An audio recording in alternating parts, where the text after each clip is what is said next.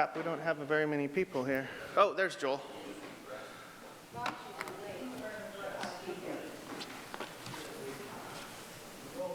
Okay, so I'm going to preface this before we start. I'm going to get this meeting started. We're starting off with Logic's compensation discussion. And I actually have to duck out at 12 o'clock to take an actual business meeting. And so I will leave you guys hanging a little bit, but I'll be back after I'm done. Just another prime example of why this is ridiculous to do in the middle of the day, especially when everybody works. But we're going to power on from that. All right, 11:45, let's get started. Today's Grants Pass City Council Workshop, June 15th. We have 3 items on the agenda. That's who she is. Okay, and we're going to start out with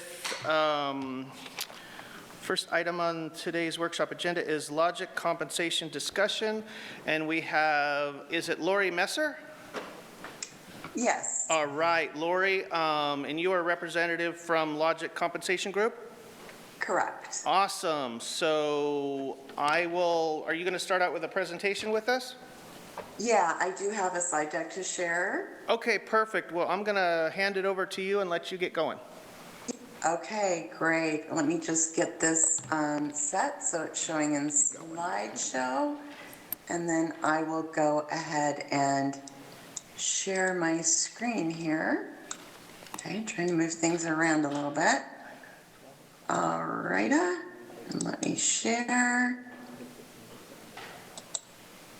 There we go. Oopsies. Sorry about that. I got to mute my phone. Great. Can everyone see my screen?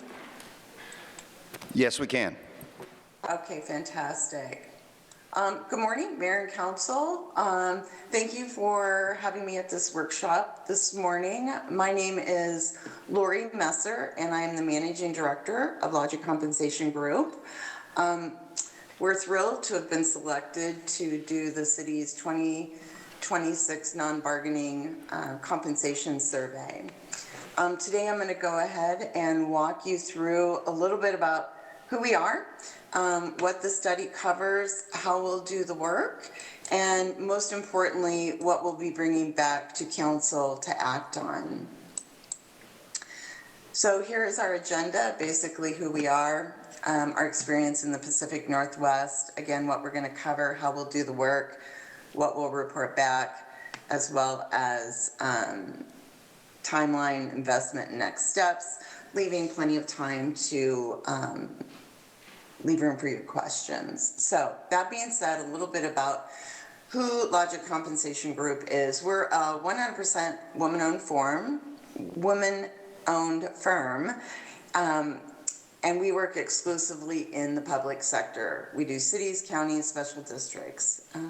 We run a limited volume, high engagement model, which means that the senior consultants like myself and principal consultants do all of the work. We are heavily involved in all aspects of the work.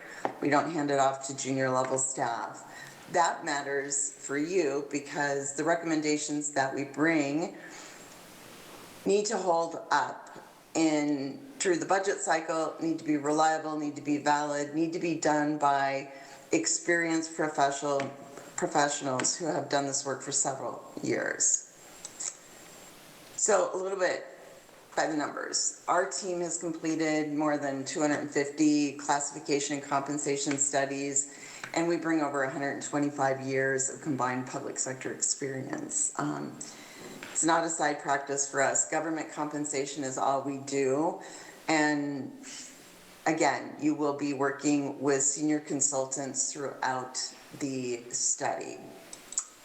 So we have done quite a bit of work in the Pacific Northwest, so we're very familiar with the region. In Oregon, we've done work with Hood River County, Crook County, Eugene.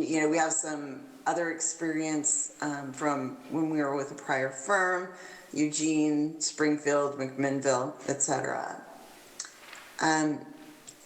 Also outside of Oregon, but still in the Pacific Northwest Washington specifically. We've done work with Tacoma, SeaTac, Seattle, and several different transit agencies. As I mentioned on these examples of work we have done, those identified with an asterisk were both Annette, my principal consultant, and I led those studies when we were with another consulting firm. So the point of this is that we understand the Oregon labor market and the agencies that you compete with for talent. So this study is a market review of base pay and benefits for roughly 40 benchmarked non-bargaining positions. We'll compare the city against a minimum of 5 Southern Oregon comparators, and with the option to add more if council would like to see a wider lens. And we really do recommend that council consider expanding from 5 organizations, because one of the issues that we tend to encounter when there is such a small number of comparator organizations is that in order to report out data, for it to be considered reliable in making decisions based on, pay structures, you need a minimum of 5 data points for each benchmark job.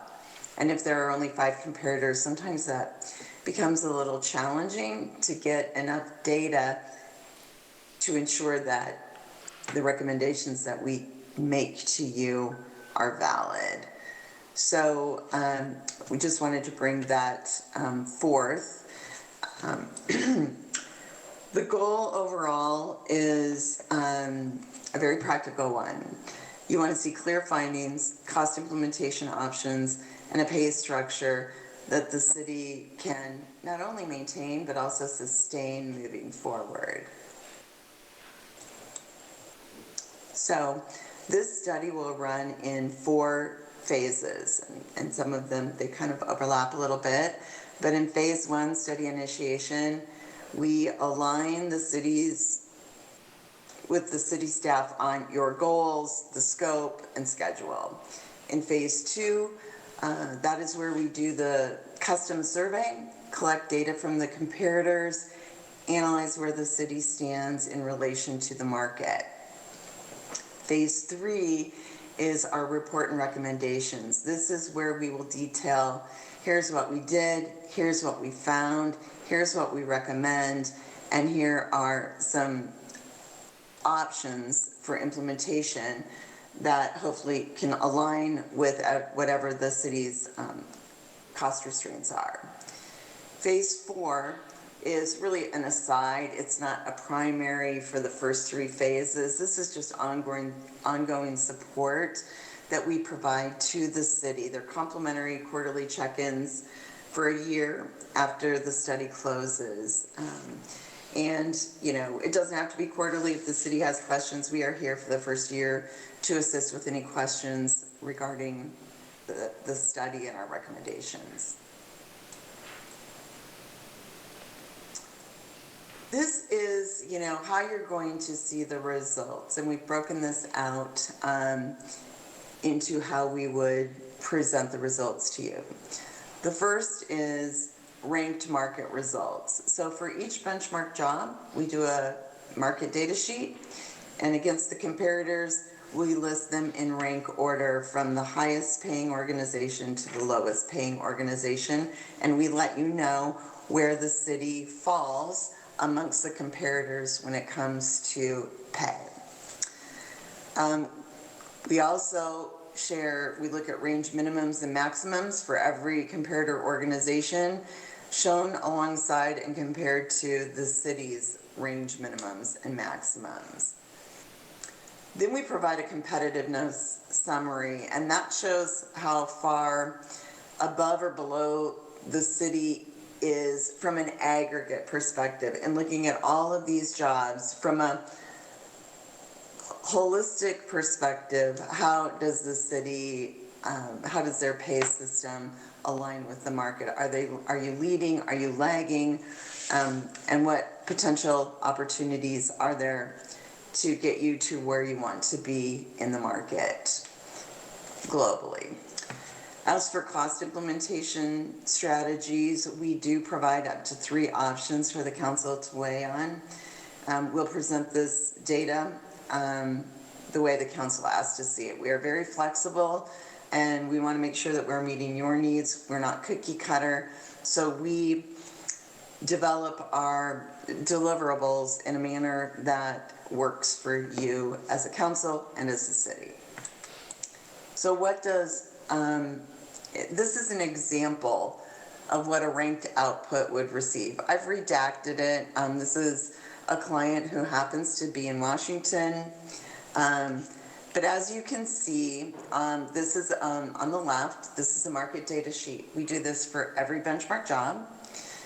And we hit all of the agency names, but you can see that it goes from the #1 payer, senior executive assistant, all the way down to the #9 payer, which is a senior admin assistant for another organization. What's highlighted in gray is the organization's information, which would be your information, for example.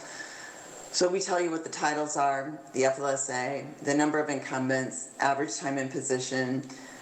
In this case, this client wanted adjusted average salary, and then we also show the range minimums and maximums. So this is an example of what you would be able to see with regards to every benchmark job.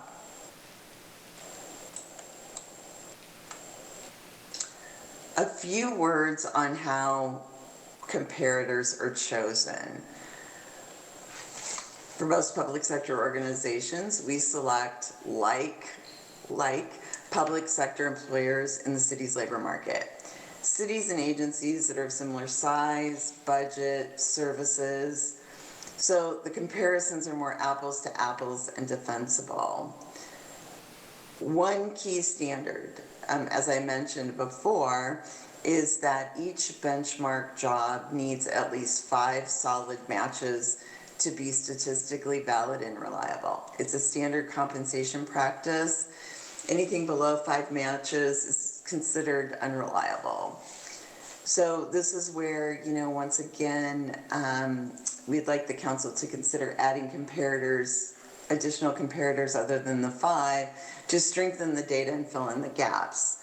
But each one adds outreach, survey, and analysis time, and therefore costs.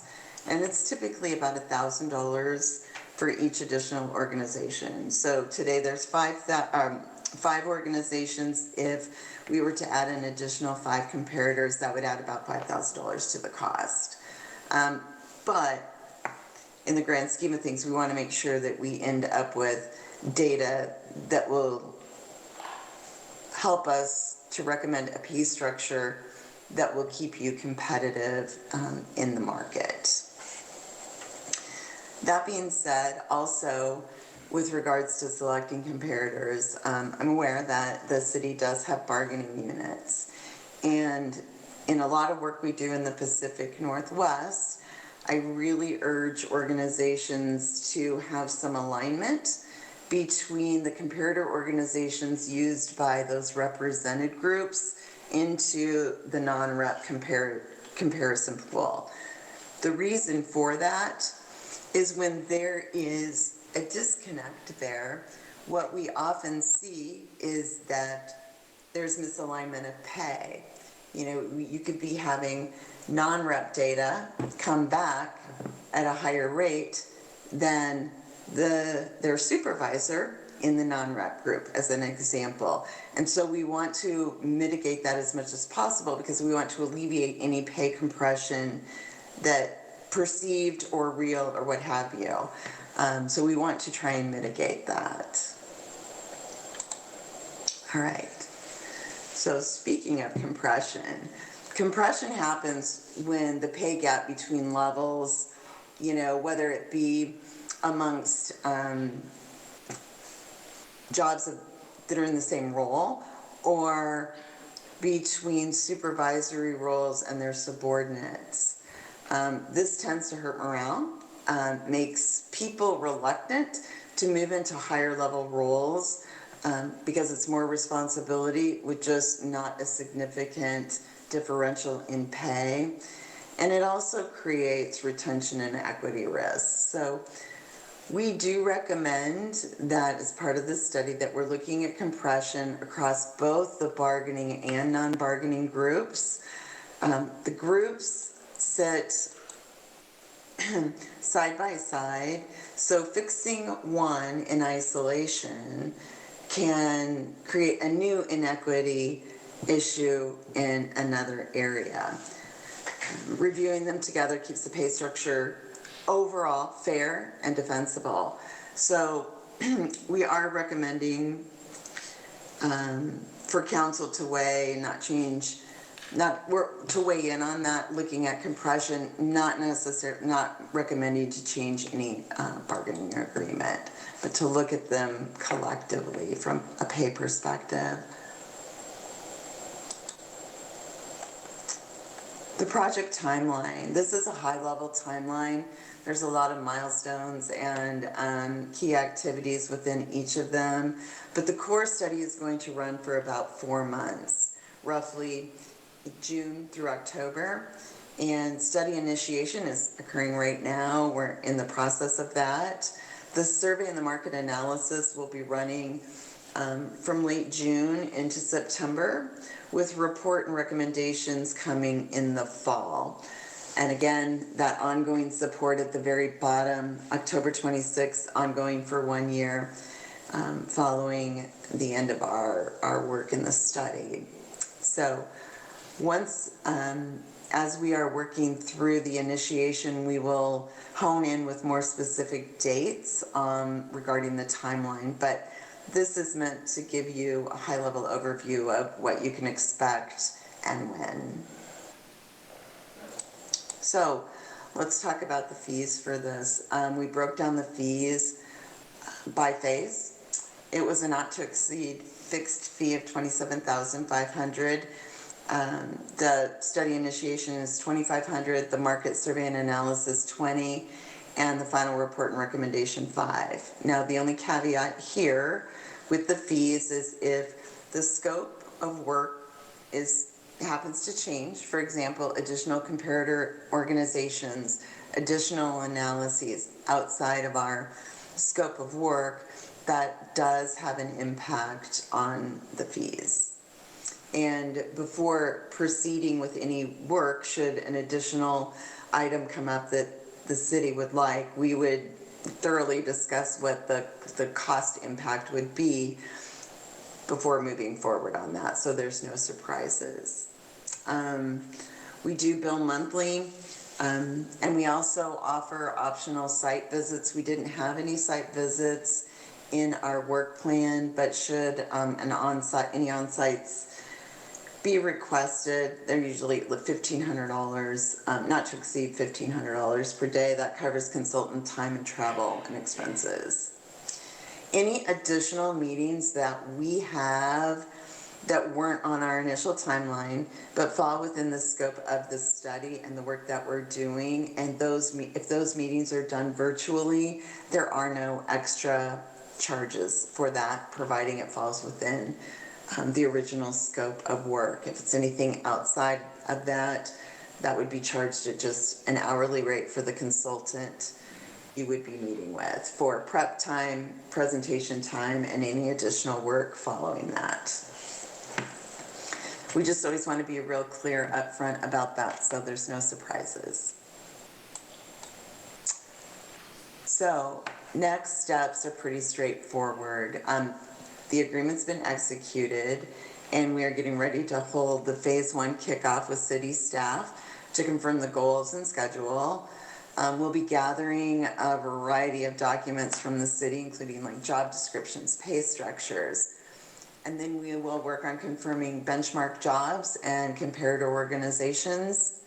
Then we will build and run the survey, analyze the results, and then we will come back with our findings, recommendations, and related cost items. So that is a high-level overview of the study, and I'd like to answer any questions that you may have. Okay. The mayor stepped out briefly, so he asked me to sit in, and any Questions from council? If not, I have some, Seth, go ahead. Yeah, do we know who the project manager is through the city? Her primary contact is going to be with HR department, as a lot of the information she's going to need with regards to job descriptions and other things are going to be, all information will be sent through the HR department. Anyone else? Indra? Do we have an HR director? Who is that going to, and how many people will Our be HR handling that? specialist, there's an individual, Tony, our HR specialist will be the one that will be the key contact for her to request information.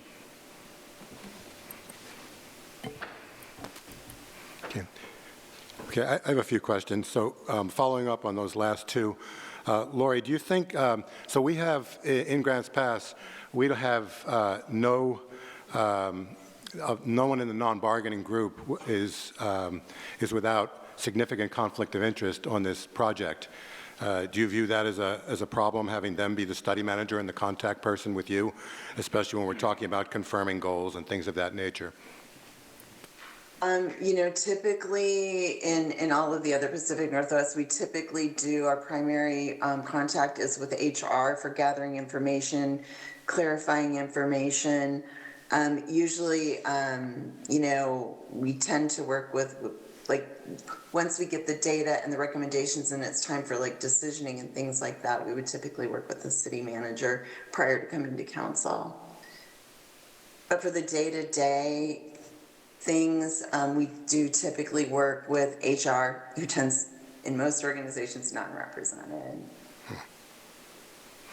So have you ever had a situation where, with whatever communications you have had with the contact person, whether it's HR or the city manager, that a copy of those communications, 100% of those communications, would be seen by council? The reason I ask is we had a problem with a past consultant, and it was felt that the staff that were involved maybe didn't communicate what council thought the goals would have been. So I guess if you understand my question. So Yes. yeah. Yeah, so one of the things that we do before we launch the actual custom survey, we put together a document that's called Market Specifications. And it talks about how are we going, you know, based on discussions that we've had, how are we going to proceed with the study? You know, what jobs are going to be benchmarks? Who are the comparator organizations we're going to look at? How are we going to assess the level of competitiveness? Is it at the median of the market? Is it at the 60th percentile? And what's the primary metric? Is it actual salaries? Is it range data?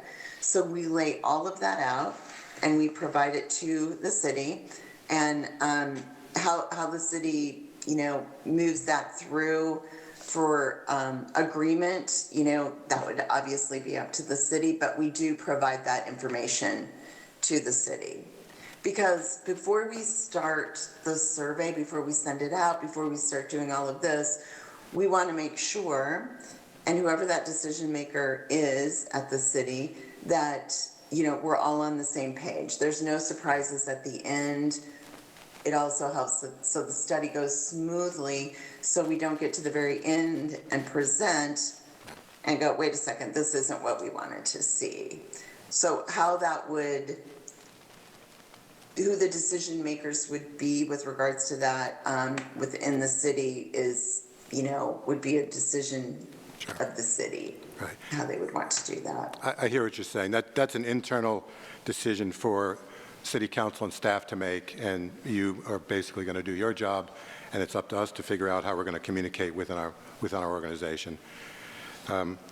So a few other questions. So when you talk about adding other comparators to make things a little bit more, we'll say maybe representative or valid, you'd mentioned things like similar size, budget, services, things like that.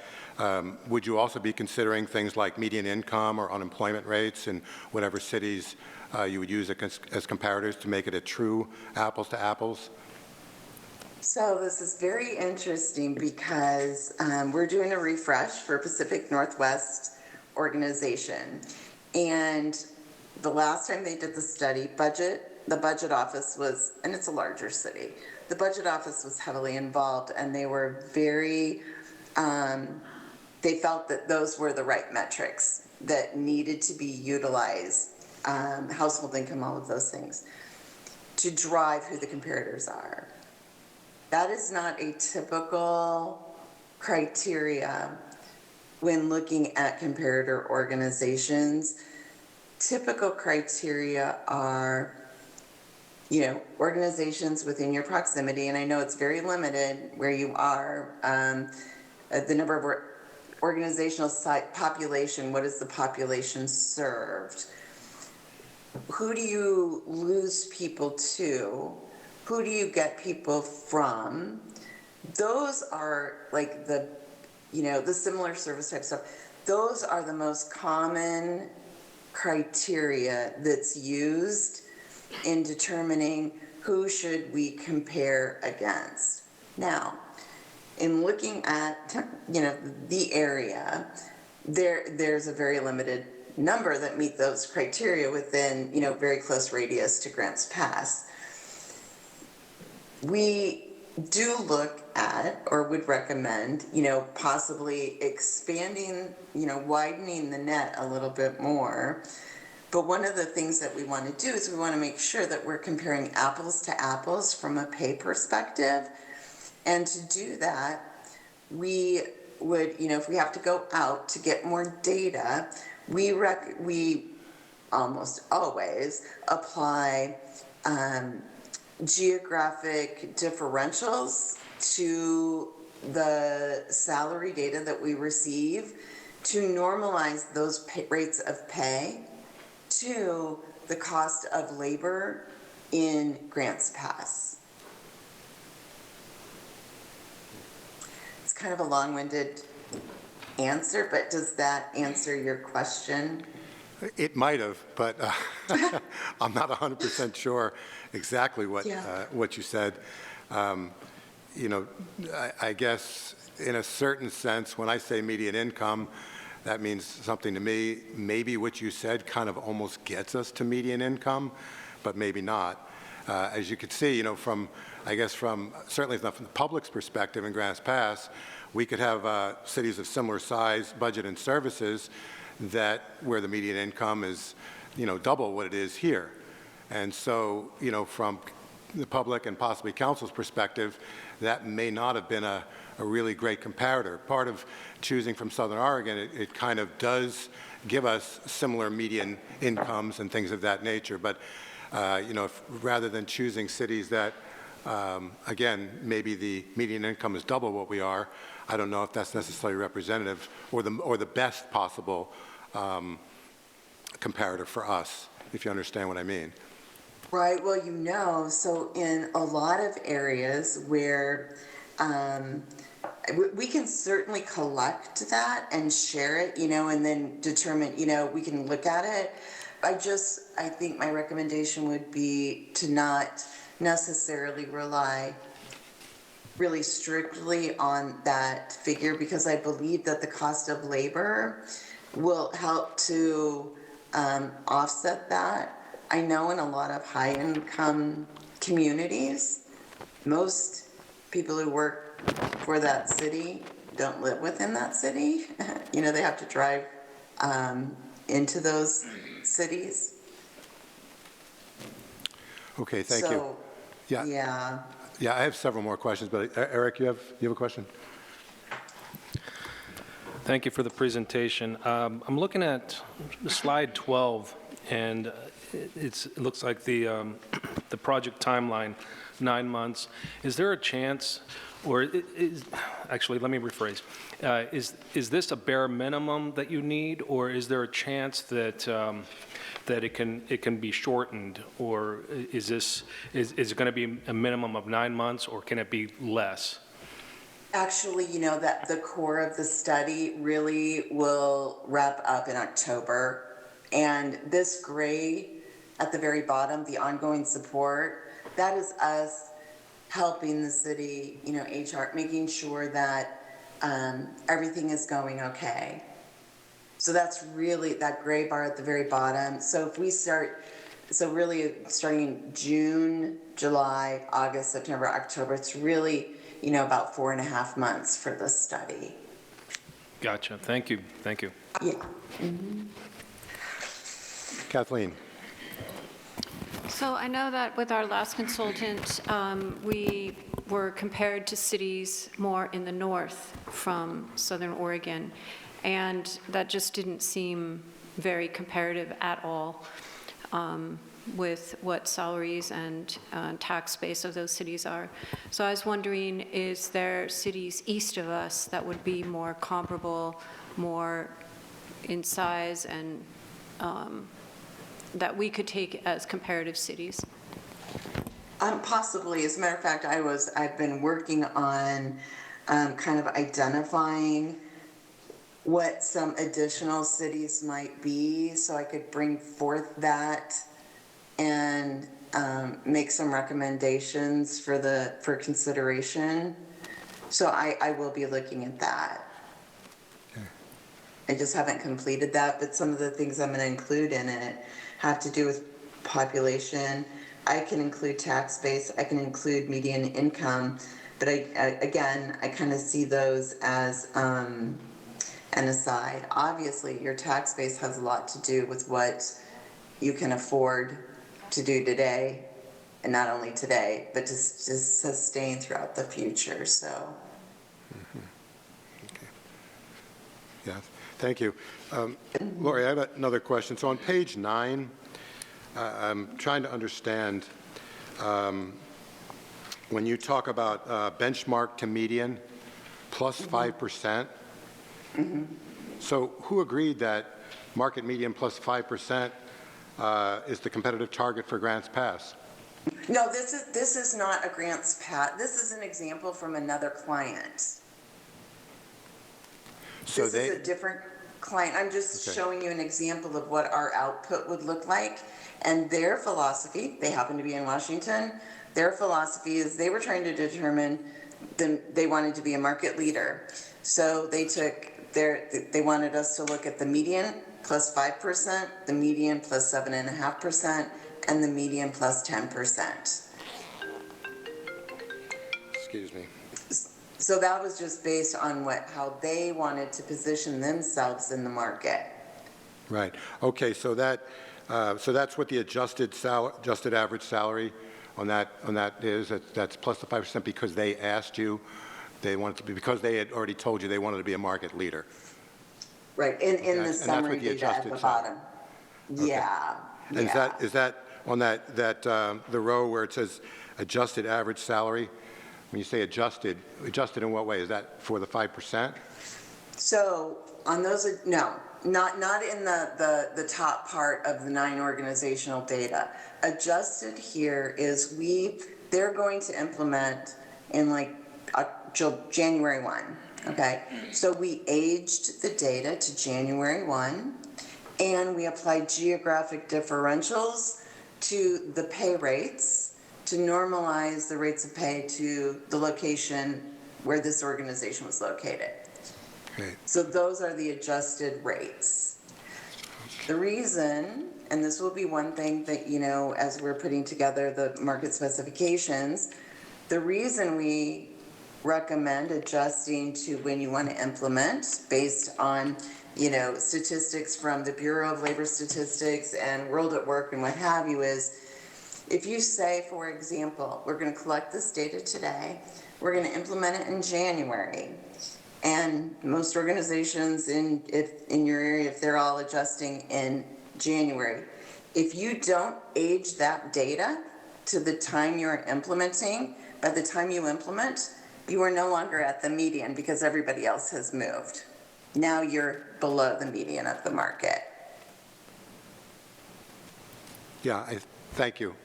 Thanks for that clarification. Yeah. Anything else from council? No questions? I do want to just clarify that, while most of our clients, we do geographic, cost of labor adjustments, and we age the data. We don't do it for all. Some say we just want it where it is today. Again, how this would look at the end of the day is all based on those market specifications that we put together and are approved by the city. Okay, so something you said earlier, I didn't quite follow.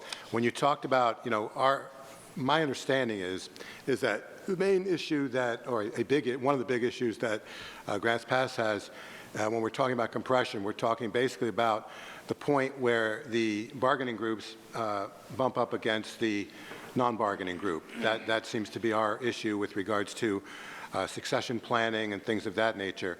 But you mentioned earlier that you would also potentially be looking at compression within the bargaining groups. So I'm not exactly sure, if I heard that correctly, I'm not exactly sure what purpose that would serve, because I didn't think that that's really what our concern was in this particular case. Right, no, we're not going to look at the bargaining groups within the bargaining groups. We would be looking at non-rep supervisors who have bargaining unit people reporting to them, and is there compression there between non-rep and rep? Okay, thank you. That's been one of our focuses. I just must have misunderstood what you said earlier. Okay, thank you. Anything else? Anyone, council? I think that answers most of our questions. And you also mentioned that I guess you'd seen an example of how we had asked to have the data laid out, and that seemed to be something that's easily doable for you to customize it for us. Yes, absolutely. Great. Absolutely. Everything that we do is customized. I mean, we have, standard look and feel and all of that, but we are flexible in providing outputs, deliverables to the client in the way that best serves their needs. And every organization is different, so. Great. Okay, thank you very much. Yes, thank you. Oh, I'm sorry, Eric. When you said that you can customize to our liking whatever the output is, the spreadsheet, if we decide that we don't like that particular style or something's not right with it, can we request that it be changed? And if it is a big change, will that be an additional fee imposed, or is that just the way it is, the way you do business? No, I mean, I guess it depends on I don't foresee that there would be an additional charge for that. Okay, thank you. Yeah. Question? Okay, Aaron, you had a question. Yeah, Lori, Aaron Kubik, City Manager, I had a question for you to help provide clarity amongst this whole process. Are there certain points in your phases where it will be important to make sure that we're aligning and clarifying the work that you're doing to make sure it coincides with council's desires? For instance, we were just talking about the way you're going to ultimately present your end product. I could see that being one of the points in your whole process that you showed where you would maybe want to provide me or staff with an example that we can forward to council and say, is this what you're looking for, and get council feedback, and then we can get you the feedback of, yes, this is great, or no, this isn't. And so that I could see would be a point where we'd want to make sure that there's at times before you end up with your finished product, we'll have a couple of check-in points with council, that being one. I could see maybe another one before you go gangbusters and take off, that maybe there's some kind of, okay, here's where I am, here are the comparators I'm using, or whatever, or this is where we might need additional information, to where that might be a checkpoint to where we're getting some additional council feedback. Do you, and maybe it's too early for you to say that, but I'm curious, that might help also from this process where there's going to be a couple of maybe key points in between that will go to council with additional clarity. Yes, and on one of those points, Aaron, the market specifications, we can also include, this is how that will be an excellent touch point for council to get their buy-in. And included in that, we can put kind of a layout of here's what we're proposing the output look like and get feedback so we can set things up at the onset. But definitely before we go sending out a survey and start doing any analysis, there will be a document that comes that we'll be looking for approval on. Okay, excellent, thank you. Yeah. Yeah, those are great points, Aaron. I appreciate that. I guess, are we finished speaking with Lori then? Thank you very much, Lori. You've been helpful today, and we'll be getting back to you, I'm sure. Thank you. All right. Thank you so much. You all have a great day. Okay. Bye-bye. Okay. And let's see. So we're going to move on to Municipal Court and SB 48, and I would imagine Stephanie is going to be leading the discussion.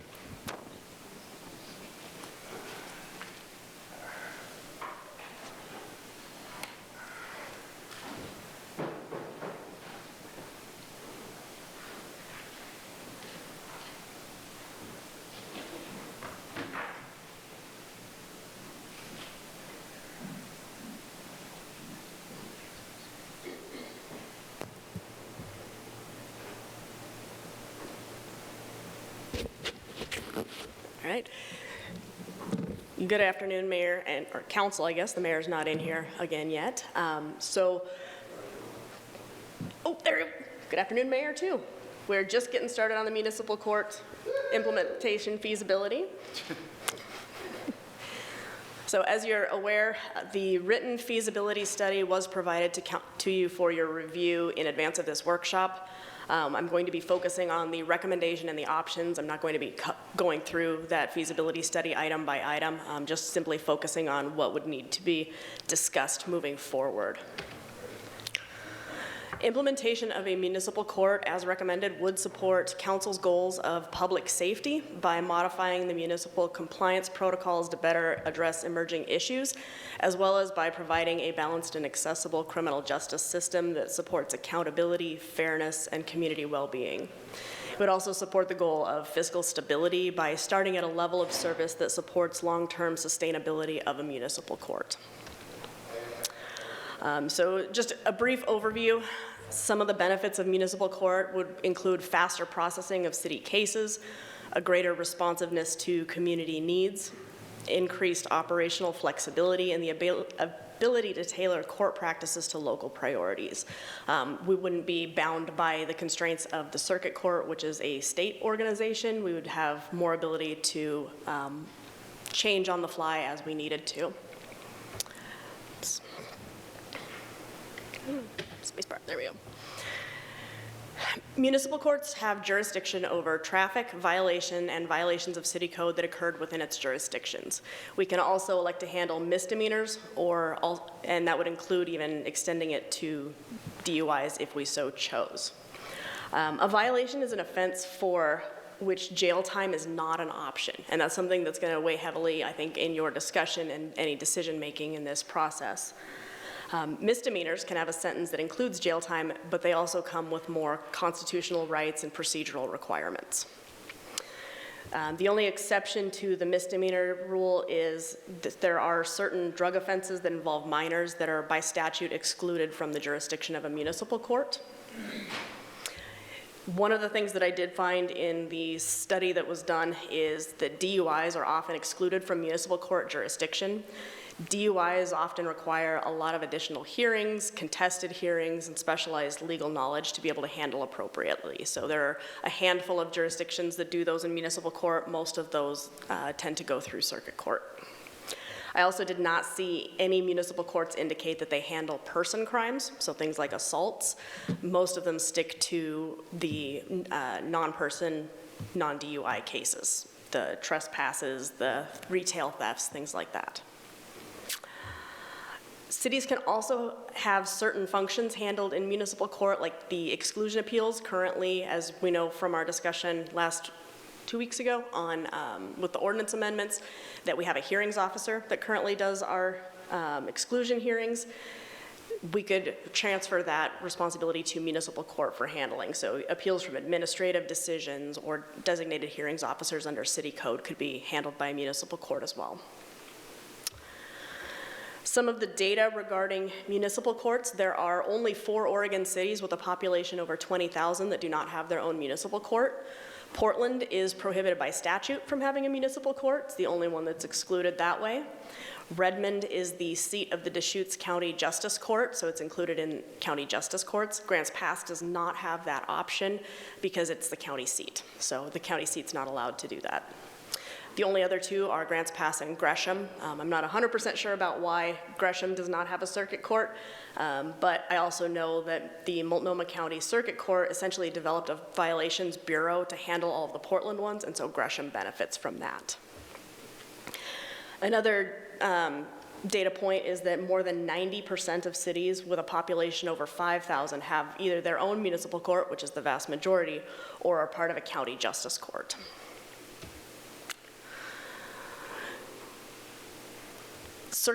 The caseloads would support a municipal court. There are enough cases to keep everybody busy.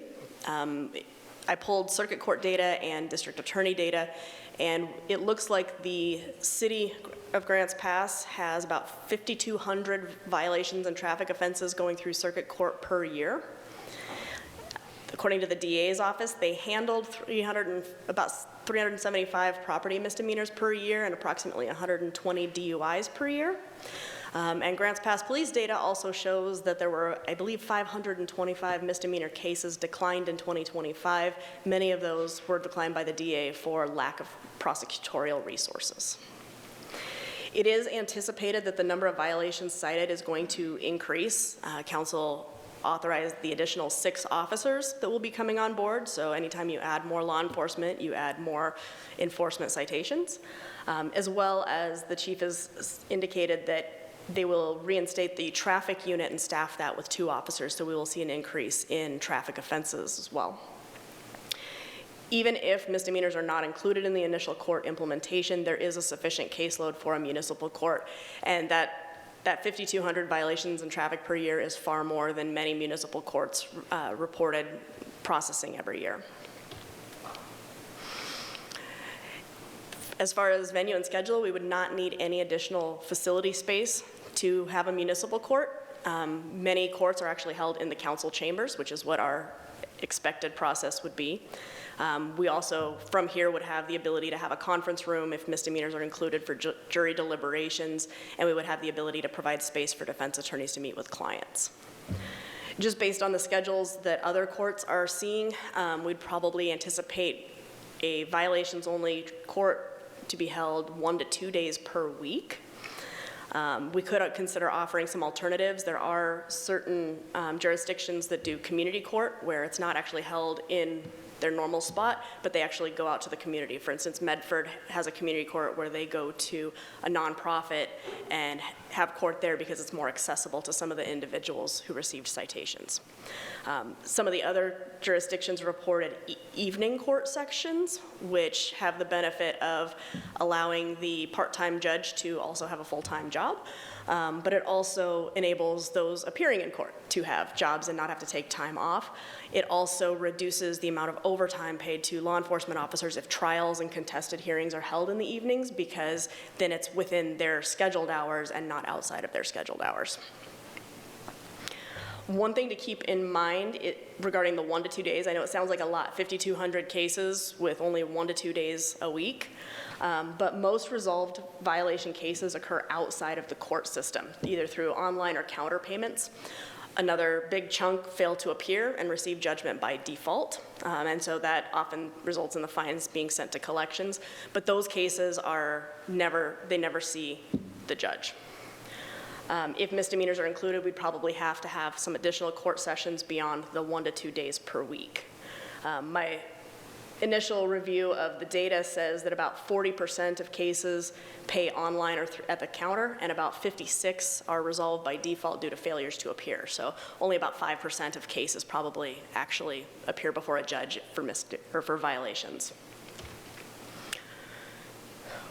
For funding, the city would receive all fine revenues of fines with the exception of $50 that has to go to the state pursuant to statute and $16 to the county. And the way that that's broken up is the first $50 of the fine goes to the state. Then the next up to that last 16 is retained by the jurisdiction, and the last 16 goes to the county. So if a fine is only partially paid, that $16 to the county doesn't go out. Projected annual revenue based on the 2023 to 2025 circuit court data and current caseloads is about $600,000. We would anticipate that the municipal court, at least based on current allocations, would only receive $300,000 of that. The reason for that being, as it stands now, all the fine income that is received by the city is going to law enforcement to help support programs there. When looking at the way fines are allocated currently with circuit court and how fines would be allocated under municipal court, that would be about 50% of the fine, if you want to keep the same allocations, would continue going to law enforcement. So they would see no reduction in funding as a result of this change. We have a question. I'm sorry to interrupt you, Stephanie. You're on a roll, which is good. That second dot, I don't quite understand. The projected annual revenue is $600,000, and then we have expected fine revenue at $300,000. That's what I was just talking about with the split. So that the $600,000, $300 would go to law enforcement, and $300 would be retained by the municipal court if you retain the same allocation structure. Okay, and then it talks about remaining funding. Yes. Remaining expenses. Any remaining funding needed for municipal court would have to come from the general fund if it's not covered. Remaining expenses. Okay, not funding, expenses. Yep. Okay, thank you. Why does the state get $50 off of every fine? Because the statute says so. Oh. It's the same with the county. The statute says 50 and 16, so that's what we have to do. As you noted probably from the feasibility study, just over 50% of cases have their fines paid in full. Court records from 2023 to 2025 show that around 4% have partial payments. They're likely on a payment plan and making their payments over time. About 45% are not paid and are in collections.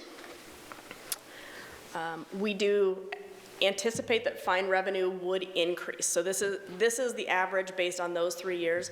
That was before we added 6 officers. That's before we add 2 that are specialized in traffic. So with those assignments, we would expect to see increases, particularly because the fines that are paid with the highest frequency, according to the court records, are speeding tickets, which 86% of those violations get paid. So if we have higher traffic enforcement, we'll see more getting paid on that front. Same thing with vehicle operation offenses like careless driving, failure to yield. With those citations, about 75% of those get paid. And they usually get paid quickly because failure to pay can result in loss of driver's license. So those are the ones that are the most stable income streams when it comes to funding. So you said that if we don't get the full fine repaid, that we would not pay the $15 to the county? That's my understanding of the way the statute's written. Okay, is that a state statute or is that is. just in our, okay, so we can't change that to the county either? Nope. So then I'm wondering if the county, I don't know if you have an answer to this, if the county would be interested in helping fund the municipal court since they will have a funding stream coming in from it? Well, the short answer is doubtful because they get no benefit from this. What's happening now is the county circuit court is retaining 50% of the fine. And so when they lose that funding stream, all they're left with is the 16. So they're actually taking a hit on this. They're going to be losing, gotcha. But they also are losing workload too. So maybe they can balance it out. Some of the possible costs, and I don't have the numbers as strongly associated with possible costs because this is an area where without direction from council, we didn't want to dig too far. We want to see what the next steps are. So possible costs for municipal court, we would need a judge, obviously. We're anticipating that would look like a part-time contract. Medford does have a full-time judge, but Medford has a much larger caseload and can support that. I don't think that we would need a full-time judge in this case. How much of a part-time contract depends on whether we go with the violations proposal or if we add misdemeanors as well. For staff, we would need a court supervisor and probably an additional finance FTE because there's going to be a significant increase in payment processing and paperwork processing, kind of like we have with the utility billings. So we would need to have additional staff there. If we add misdemeanors, there would be additional legal staff that would be needed, and depending on how many cases we anticipate, possibly even another finance. The other area we could consider additional staffing would be in the area of court security. For hardware, we're talking computers, phones, et cetera, for judges and employees, as well as recording equipment. And for software, that's the records management software for the court, as well as transcription software. Training and memberships would include things like the Judges Association, Court Administrators Association, LEADS or CJIS certifications, things like that that allow everybody to do their jobs. And then the typical office expenses. For defense counsel, if we're talking misdemeanors, jail beds, if we're talking misdemeanors, those would be additionals. Some of the numbers, and I'm not sure, I thought I had put numbers on this slide. Let me double check if I put them on the next slide, that's why. So I'll move on to that next slide so I can give you some idea of what we might be talking about based on Medford. A part-time contracted judge, the Medford full-time contracted judge, her contract is for $170,000 a year. That averages about $81.75 an hour. So I think we could use that as a starting point to consider. I'll also be pulling the additional, some additional contracts from other jurisdictions. She also receives some, I believe, contribution to retirement, but because it's a contract position, she does not receive full benefits. So it's a pretty firm 170 plus a little bit. Medford's court supervisor position, the salary range is about $80,000 to about $102,000, and benefits would add about 50% on top of that. They're court specialists, so the clerks, the people that are taking those front counter things. Let me get through my numbers and I'll get back to you. Those range from about $51,000 to about $72,000. They have 3 different tiers, so there's a court specialist 1, 2, and 3. They also would receive benefits. But we would, in order to appropriately place our staff, we'd have to look at the job duties and a job description and place them appropriately on our salary schedule. That's just to give you kind of an idea of what other jurisdictions have. The defense attorney contracts for Medford are $102,000 per year for a caseload of 200. It averages out to about a little over $500 per case. They do get paid the same whether they handle more cases than that or less. There is a provision in those contracts that allows them to ask for additional if they're getting well over that 200. And then the last piece is that the jail contracts for Ashland and Sutherland are about $100 to $112 per day, so that's about $36,000 to $41,000 a year for jail beds. So I had a question. So your cost figures, you have a full-time court supervisor and a full-time FTE for finance? Yes.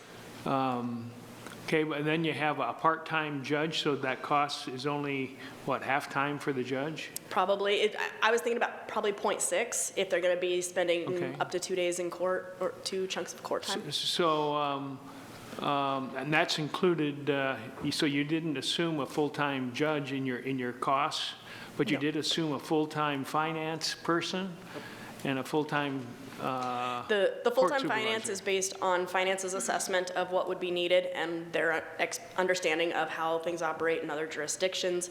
The full-time court supervisor, there is a lot of paperwork that comes with running a court. Sure. There's a lot of processing. When you're talking 5,200 cases a year, having to make sure they're entered in the system, updated, running dockets, scheduling, all of those kinds of things, it takes a lot of time. Do we have software for the finance as well?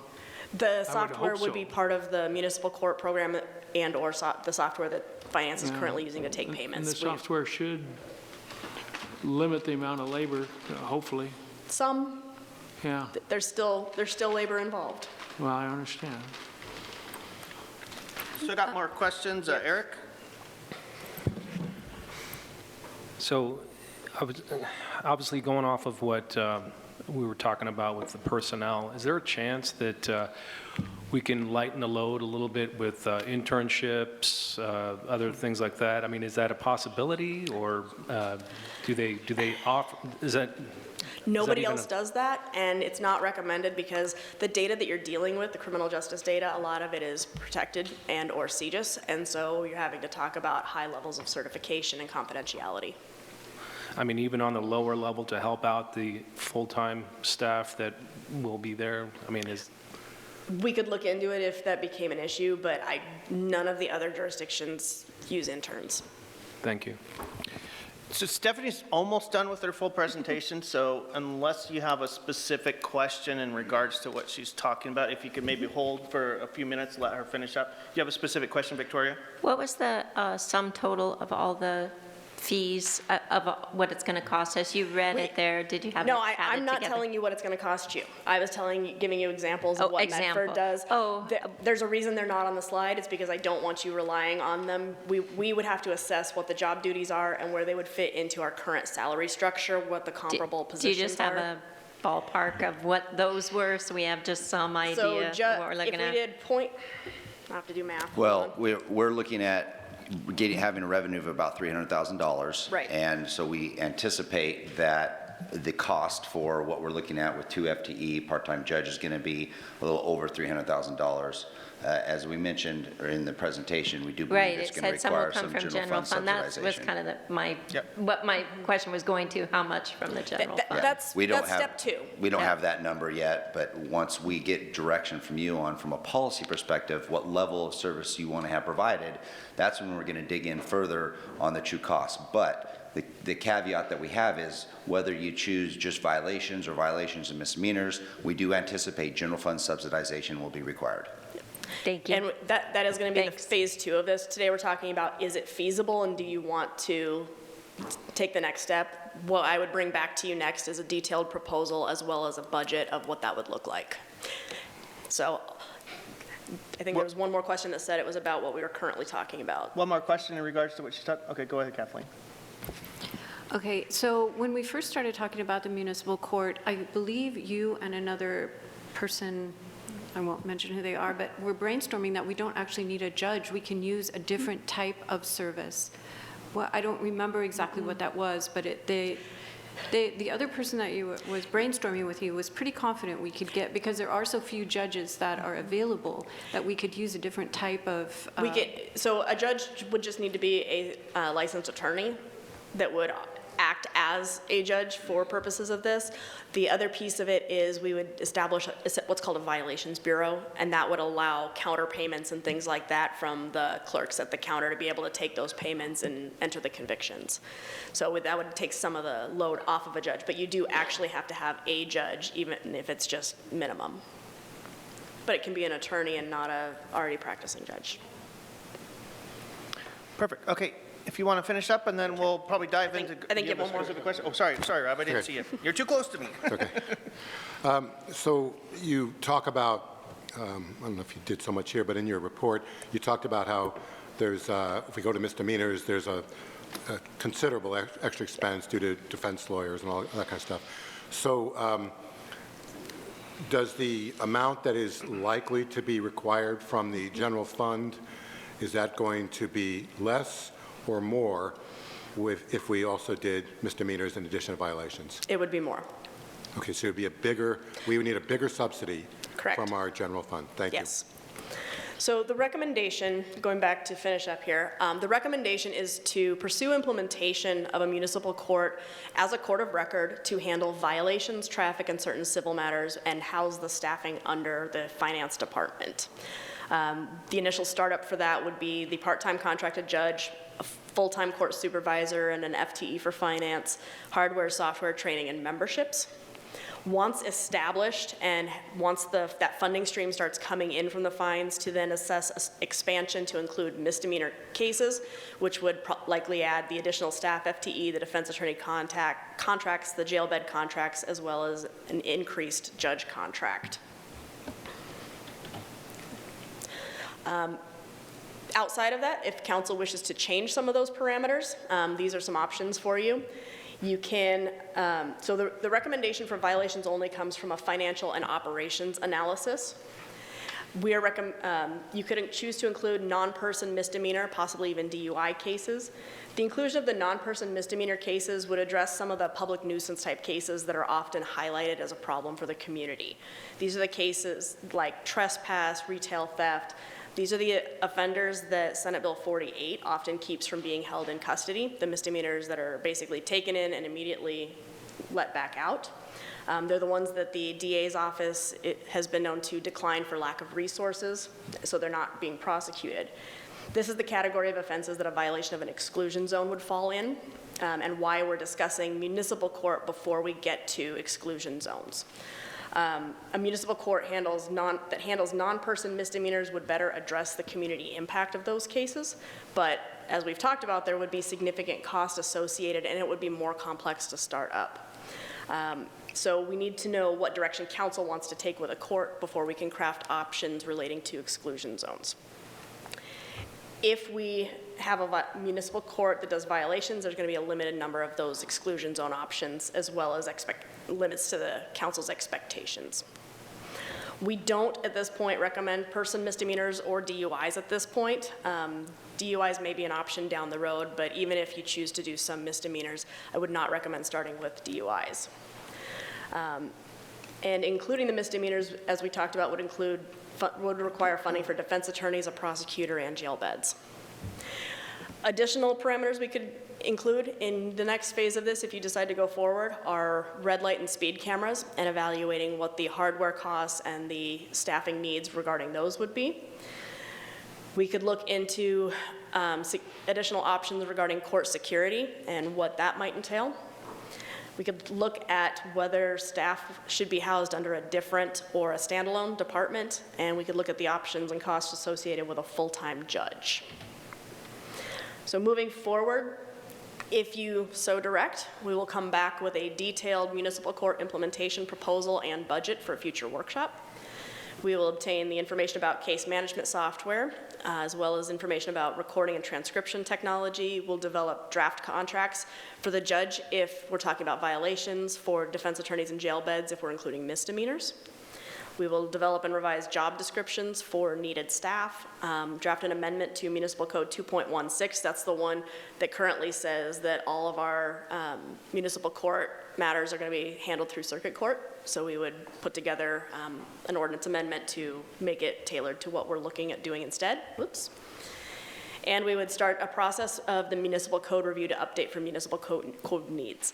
There's a lot of ordinances throughout the municipal code that are scattered all over the place, duplicative, overlapping, to some extent they're even contradictory. And so there's a lot of things that need to be cleaned up, which we are gonna do anyway, but with municipal court, having a municipal court plan, we'd be able to better do that as part of this.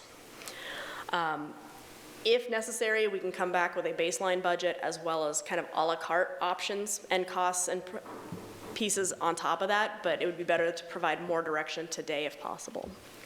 So your direction options are to direct staff to bring back formal implementation and budget proposals as recommended. Direct us to bring back a formal implementation and budget proposal with revised parameters. You can request additional information, or you can direct us to discontinue this project and move on to something else. And with that, I'll take additional questions. Thank you, Stephanie. And I don't see anybody that wants to talk to you. Sorry. Let's see. We'll start with Joel, Eric, and then Victoria. Joel? I just had two quick questions, Stephanie. You know, I'm not familiar with violations. Not that I haven't had any, but it's just not something I'm familiar with. What's the difference between a violation and a misdemeanor? Jail time is the big one. It's with a violation, it's a fine. Okay, so a violation is speed limit, parking, correct. You can't trespass. That might be a misdemeanor, I guess. Trespass is a misdemeanor. Okay.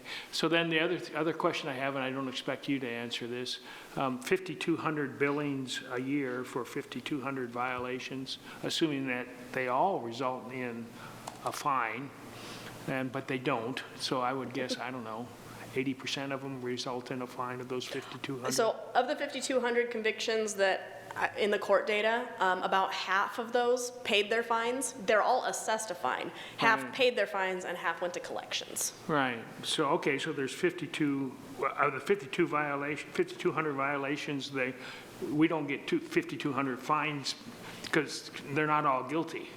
No, that's the convictions. Oh, that's the convictions, Yeah, okay. in the data that was provided to me was the convictions only, and Okay. they either resolved primarily by paying the fine or by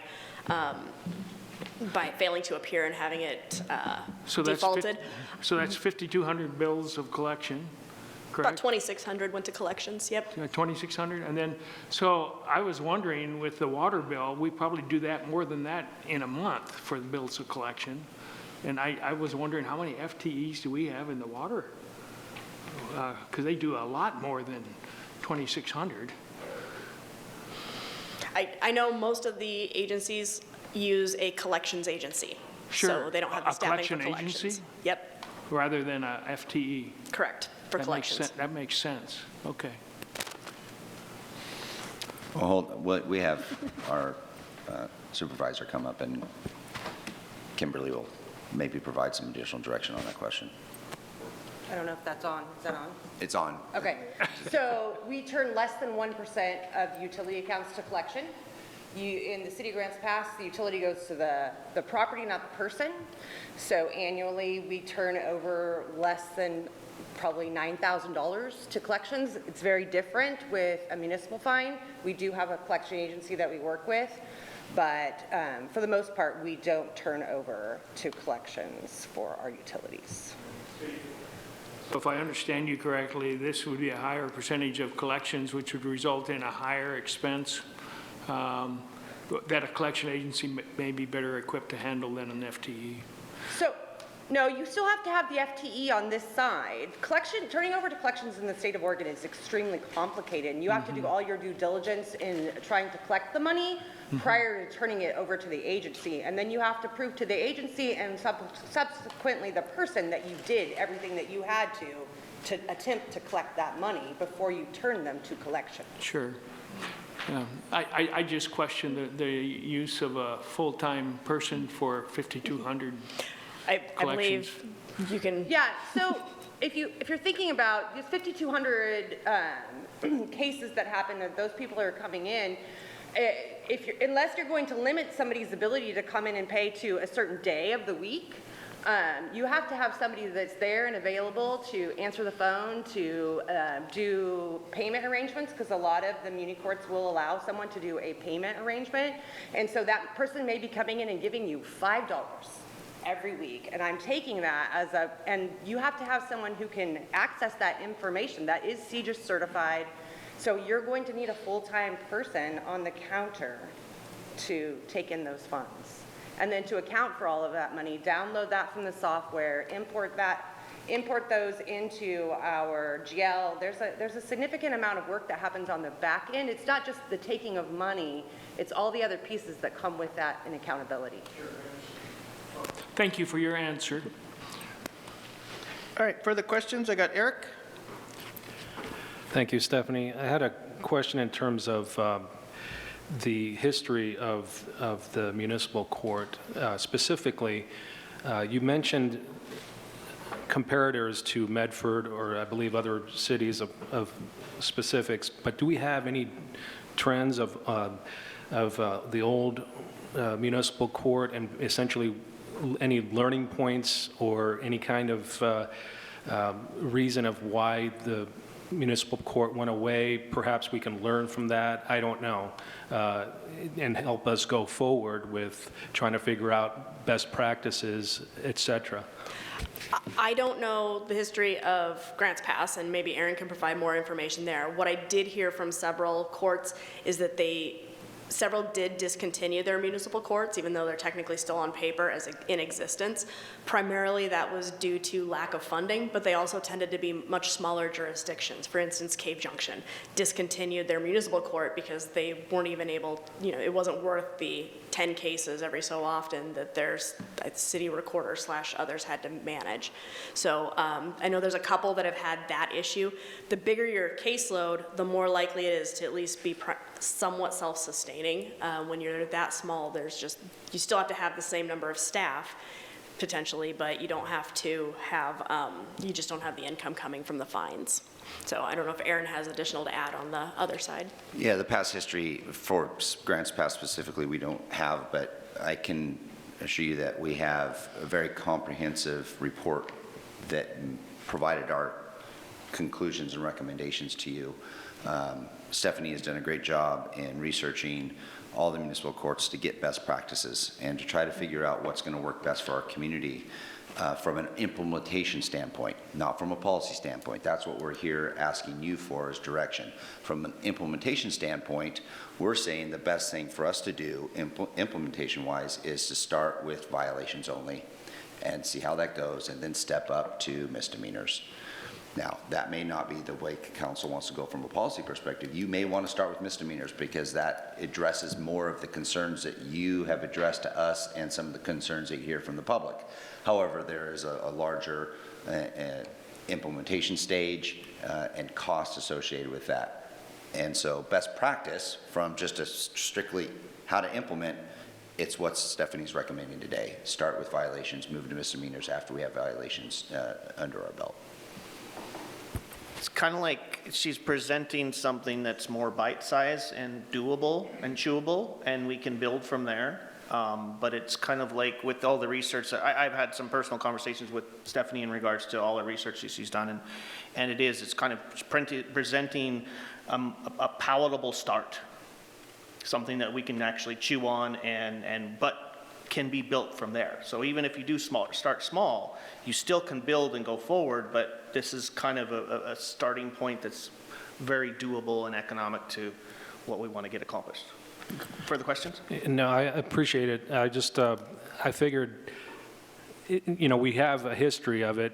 Maybe there's something there to where we can, I mean, it's there. Maybe it's something that can be grasped up or looked at and get some learning points out of it. I don't know. But yeah, thank you for the answers. Sure. Further questions? I got Victoria and then Indra. Victoria?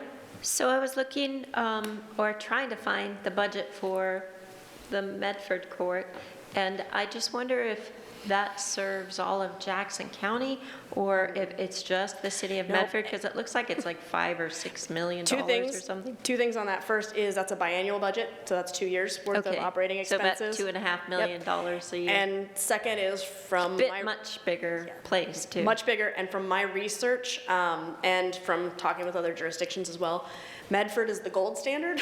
Yeah. And nobody else does it like that. Yeah, they've got program specialists that will help connect people with services, things like that. They do a lot of things that we probably wouldn't be able to do here, but our budget would be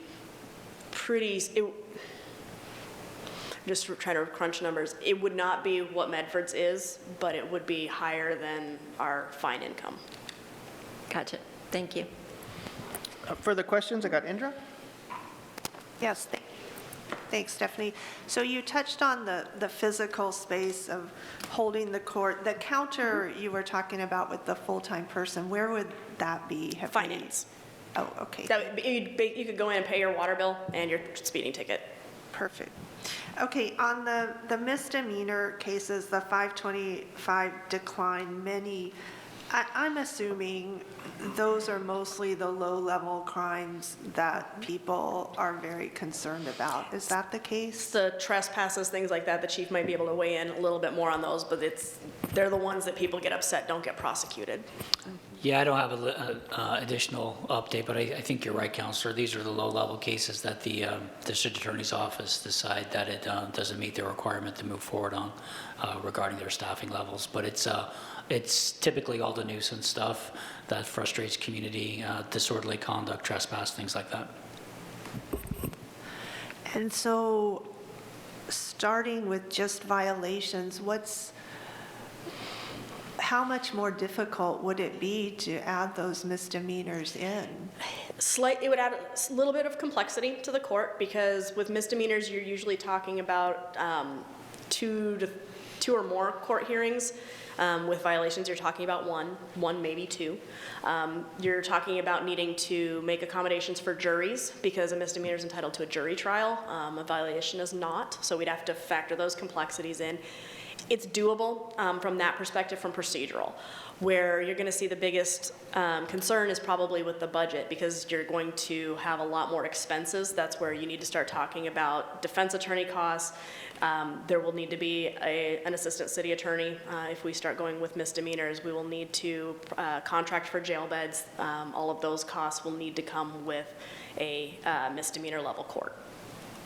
So doable, it's just a little more Costly. work and a little bit more money too.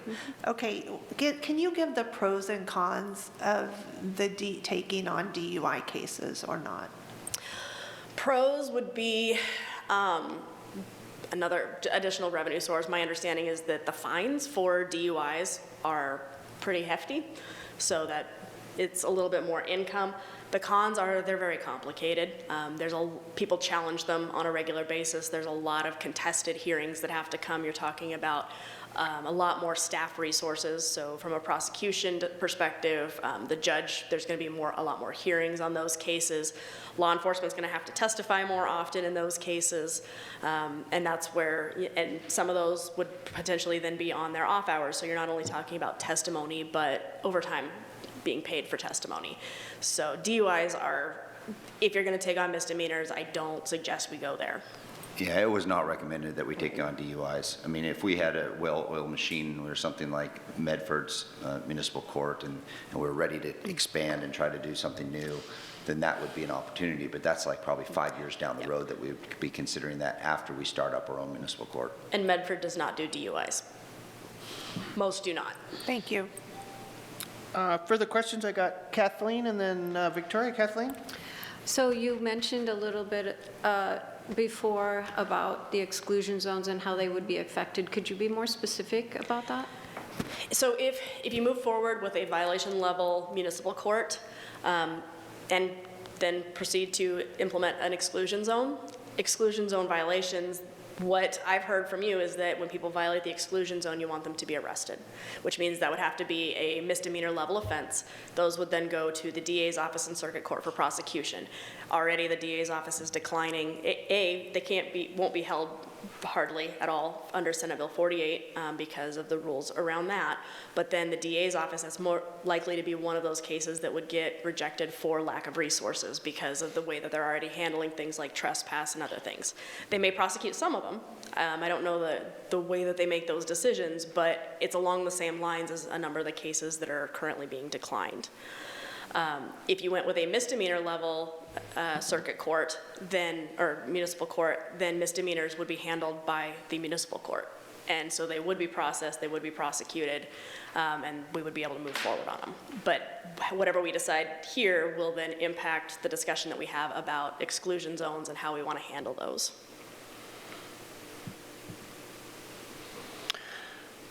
Further questions? I got Victoria and then Indra.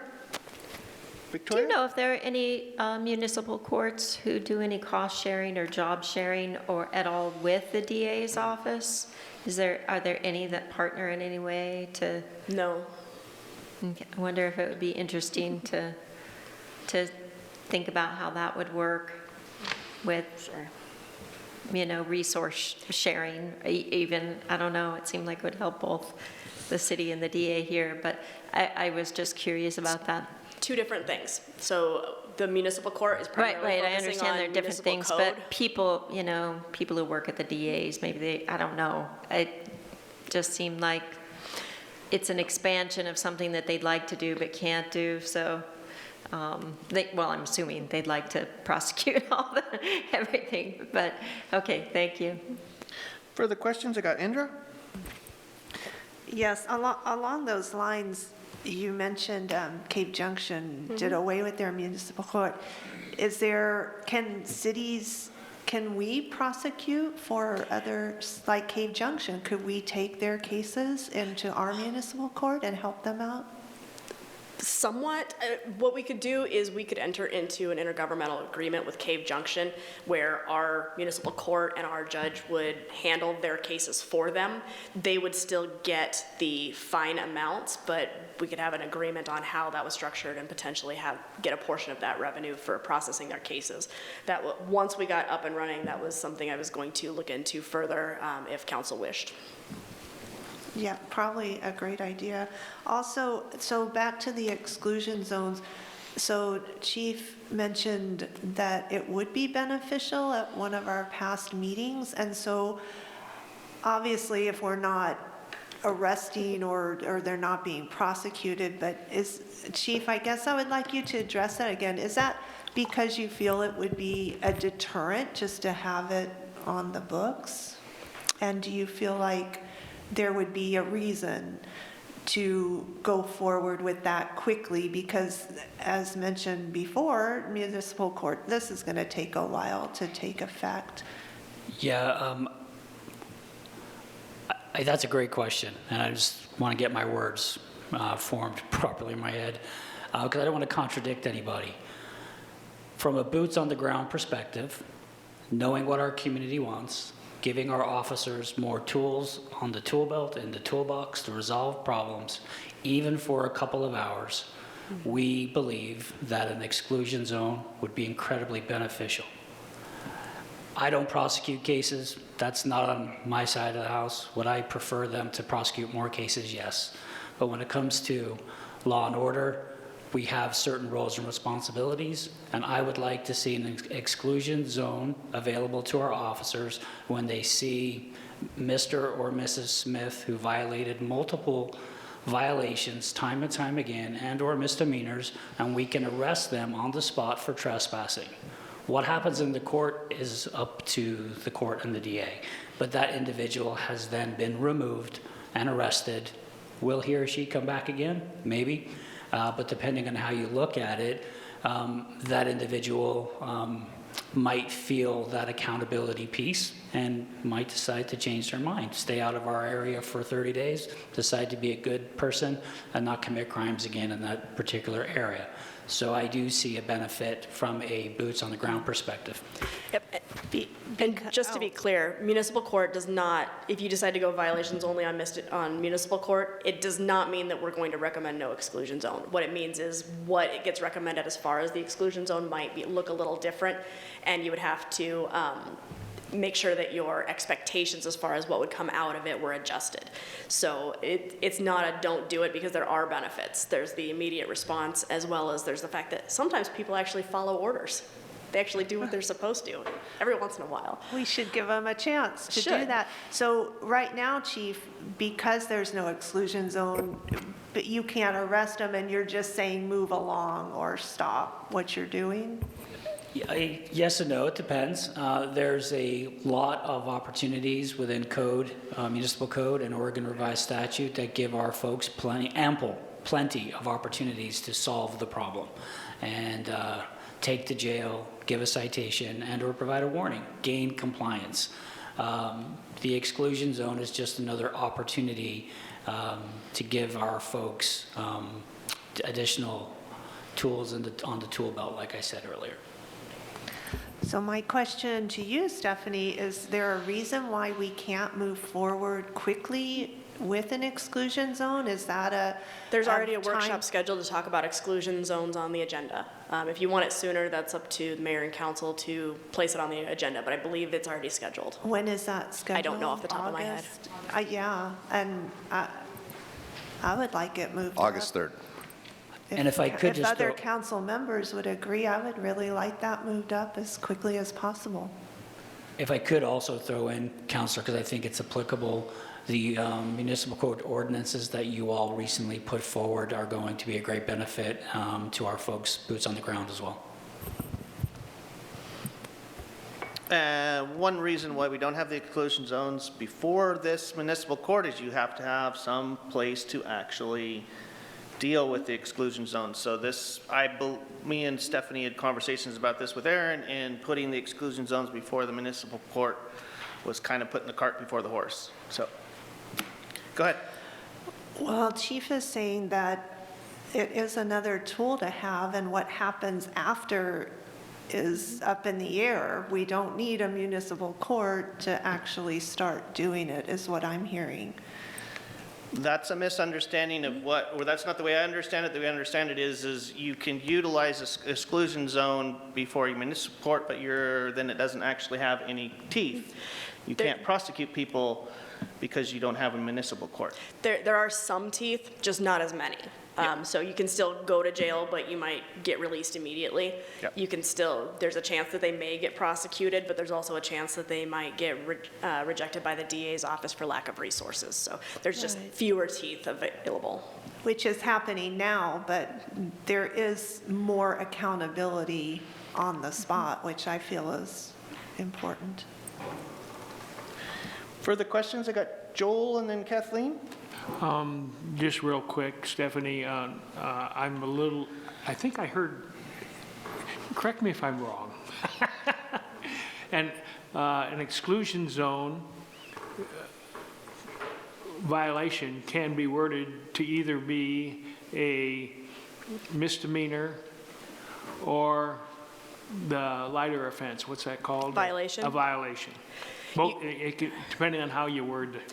You could, but one of the reasons to have an exclusion zone violation is to, if somebody goes into a place that they're not supposed to be, you can remove them, which means arrest.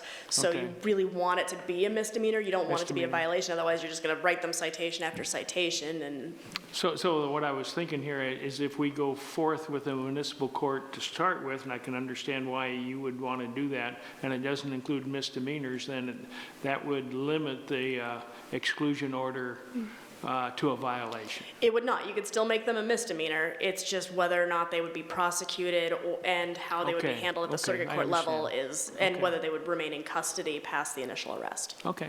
Well, I'm ready to direct staff to bring back formal implementation and budget proposal with recommended parameters.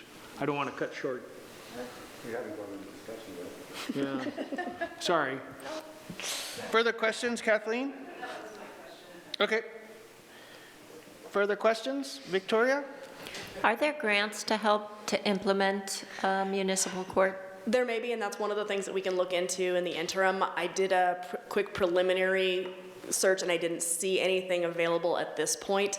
I think a lot of things are up in the air with federal funding streams being questionable, so we can look into it further, but I haven't seen anything recently. All right, any further questions, or you want to go into discussion?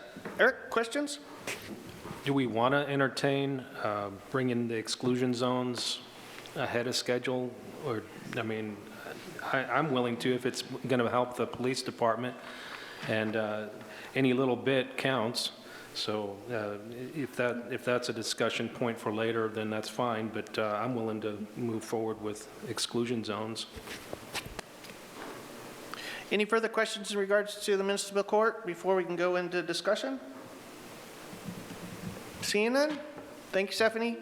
Bring it back to council for further discussion and/or providing some direction for staff. So, Rob. So, I read Stephanie's 16 pages, and it's more detail or in-depth of what she just presented. Very good stuff. Towards the bottom of page 14, to me, I'll just read it, maybe not everyone's read it.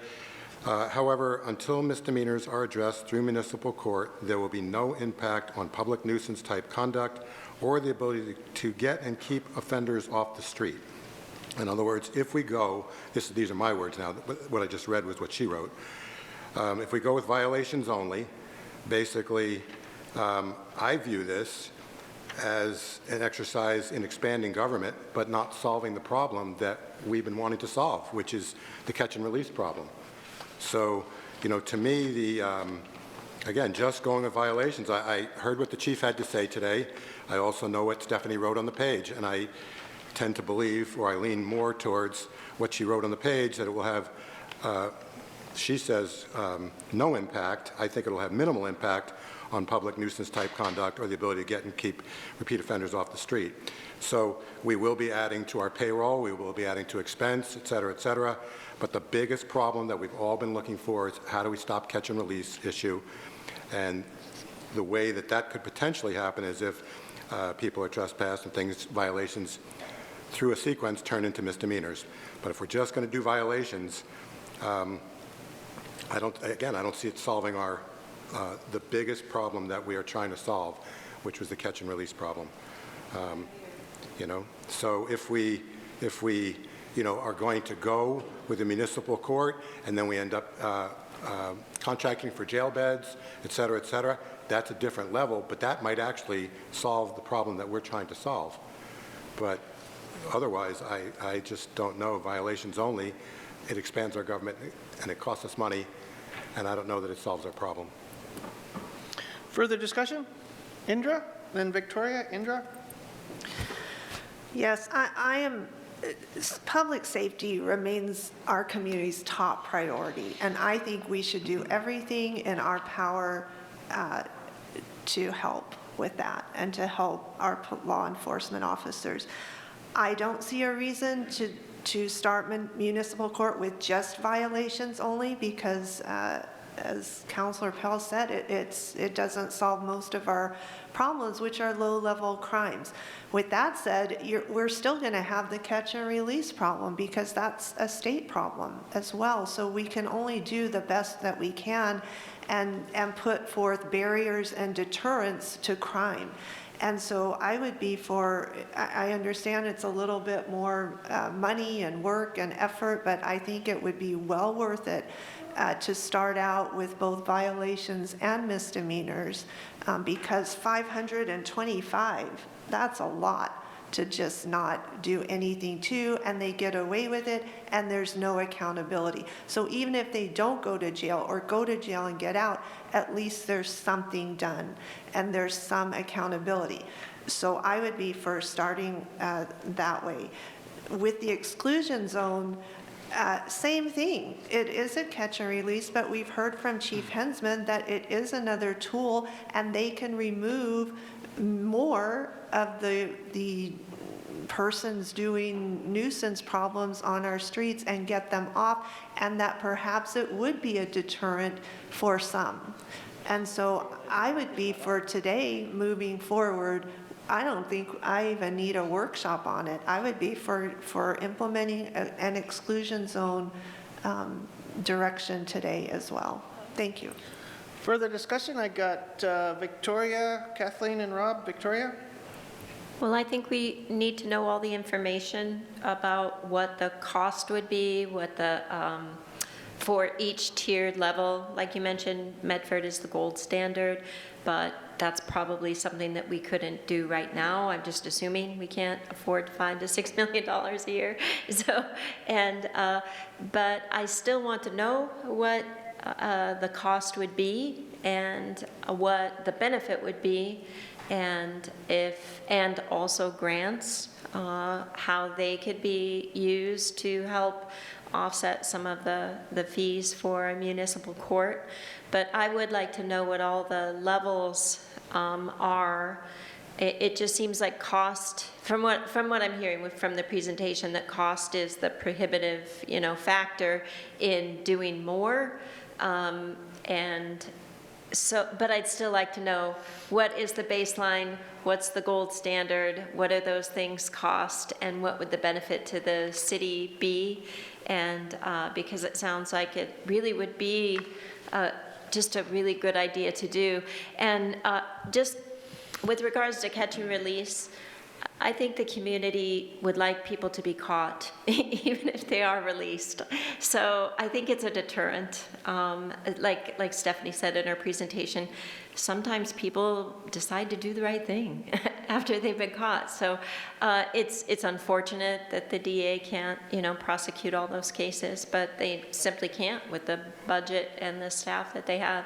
So that's what I would like to see, is just show us the different tiered levels of what a municipal court would be like, and what the cost would be, and what the benefit to our community would be with the citizenry, the police, just general wellness of the community.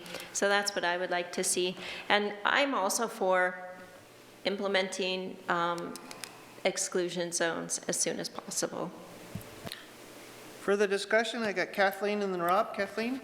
Well, this all sounds really good. I would be in favor of exclusion zones as well, but I'm wondering about changing or adopting a resolution regarding concerns with SB 48, and how is that going to interfere? And how, what needs to happen first? I believe that's your next topic with Aaron. It's not something we need to talk about as part of this discussion. Yep, we're in the middle of discussion in regards to municipal court and how you guys want to proceed forward with it. I know you guys have a laundry list of things you want to do, but if we can stay focused, maybe we can get on to other things. So, further discussion in regards to establishing a municipal court or not. Rob? Yeah, I'm also in favor of getting back the actual costs involved of all the tiers. When a counselor says that, having the misdemeanor level would be well worth it, well, we don't know what it's going to cost, so we can't say it'd be well worth it. So we need to know what that would cost. Again, we've essentially are currently trying the catch and release model, and it doesn't work. The catching is not being much of a deterrent. We see that every day. So if we can, the thing is, the jail beds would probably, because we're going to have to contract for jail beds, that would actually add some teeth to this situation, which currently is toothless. So I'd be for knowing the cost for all the different tiers. Further discussion in regards to municipal courts. Joel? I'm just trying to bring this to closure. Please do. Please be patient with me. So what I heard people say was direct staff to bring back formal implementation and budget proposal with revised parameters and costs. So we could look at that and see what it is, and that would include the purchase of jail beds, and it would include the handling of misdemeanors. And at that point in time, we can make an informed decision on whether we want to go with the more expensive version or with the cheaper version. That's what I heard everybody saying. Okay. That's accurate. So, and you want to make that motion? Advise staff to proceed forward with your... So I make a motion, direct staff to bring back formal implementation and budget proposal with revised parameters of purchasing jail beds and handling misdemeanors with revised budget for us to consider. So to clarify, to be more specific in the motion, if you can maybe do the motion to provide direction for staff to come back with costs associated with a violation-only municipal court and a misdemeanor municipal court. That would be good. Thank you. Okay. Does everybody understand the motion? Victoria? And if we could include in that any grants that are possible to help pay for that. So we have a motion to go forward to direct staff to bring back information. Does everybody understand what we're asking staff to do? All right, we got a second from Seth. Any further discussion in regards to the motion to go forward? Seeing none, we'll bring it to a vote. Joel? Yes. Kathleen? Yes. Seth? Yes. Rob? Yes. Victoria? Yes. Eric? Yes. Indra? Yes. Thank you. Staff, do you understand? Yes, we do. Thank you. Okay, next on the agenda is the discussion of SB 48 action of support. So Mayor, we I drafted a small presentation, not necessarily expecting one for today unless you really desired it, but my understanding is Council Marshall had a request for council support on something, and I thought it would be more of a council-led discussion, but if needed, I can put something on the screen too, so. Okay, so I'm going to throw it back to you, Victoria, since this was your, you pushing this. can you explain to council what direction you are wishing council to go? Well, I Is would that just. okay? I don't want to put you on the spot. I'm just like, just give us a little synopsis. Yeah, a little bit, but that's okay.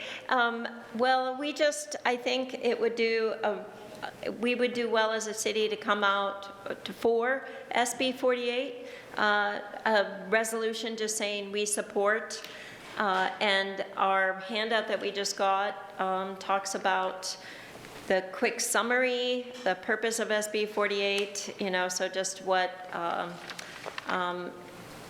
SB 48 is, but I think many cities, I know I, as a councilor, would like to see SB 48 repealed or very greatly changed. So that's all this was for us to come as a body, to come forward to let the public know that we really want SB 48 to be changed or repealed. Perfect. I think you got two options at your disposal, three options at your disposal today in regards to, you have a councilor that's requesting that the council as a body support the repeal of a state statute. There is also a request out from a county commissioner, for the city to join them in a sort of group support behind repealing this state legislation. Or your third option is to not, as a full body, agree to support this. Does everybody understand? Rob? Yeah, I understand. Thank you. So, Stephanie, could you go over again the bedrock constitutional tenet of innocent until proven guilty? Now, how does that conflict with SB 48? Because SB 48 basically reinforces that, does it not? It does.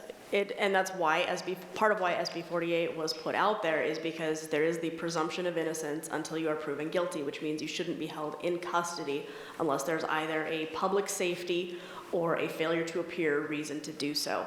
And so what SB 48 does is it provides the parameters and guidelines on when somebody can be held. It takes a lot of the discretion out of, not necessarily the hands of the jail, because the jail would hold people if they were brought. SB 48 requires the jail to release certain individuals that it used to be would have to go to court to be released. Right. So basically, without SB 48, someone at the jail would essentially being the judge, and they'd be deciding whether or not someone loses their freedom. Yes, they are using the judge's rubric that says if you meet this, and this, here's what happens as far as your custody. So they're applying the rules that they've been given by the court. Okay, but it's somebody at the jail, not necessarily a judge. Correct. Just some state employee decides whether or not somebody loses their freedom. And one of the focuses also, I think, is it's more on bail and ability to pay to get out. Correct. Versus 48, which provides some additional criteria. So I don't understand. Could you elaborate on that?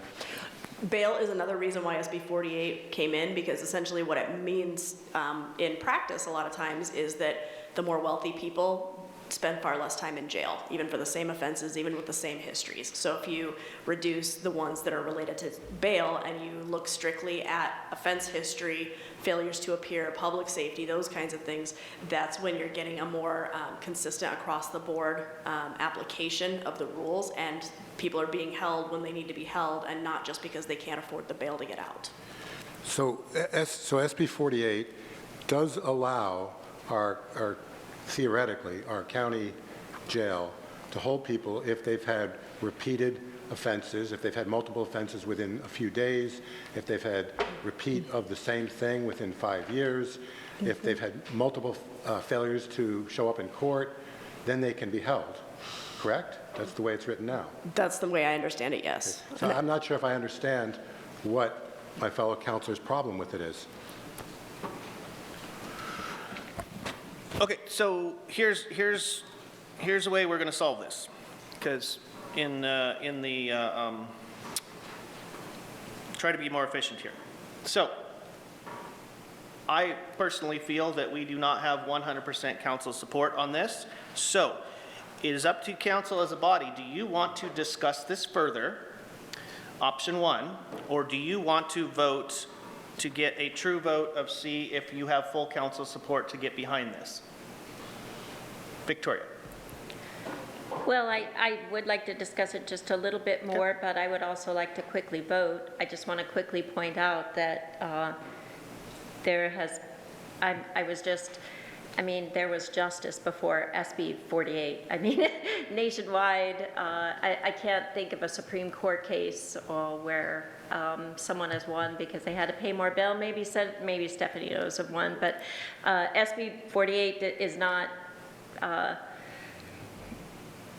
I don't think it's like, if we didn't have it, our rights don't disappear. So I just wanted to point out that I don't think that's a very valid argument against wanting to stand against it, because it has caused a great deal of damage in our state, and the citizens are telling us that it has, and they really would like us to come step forward and speak up for them.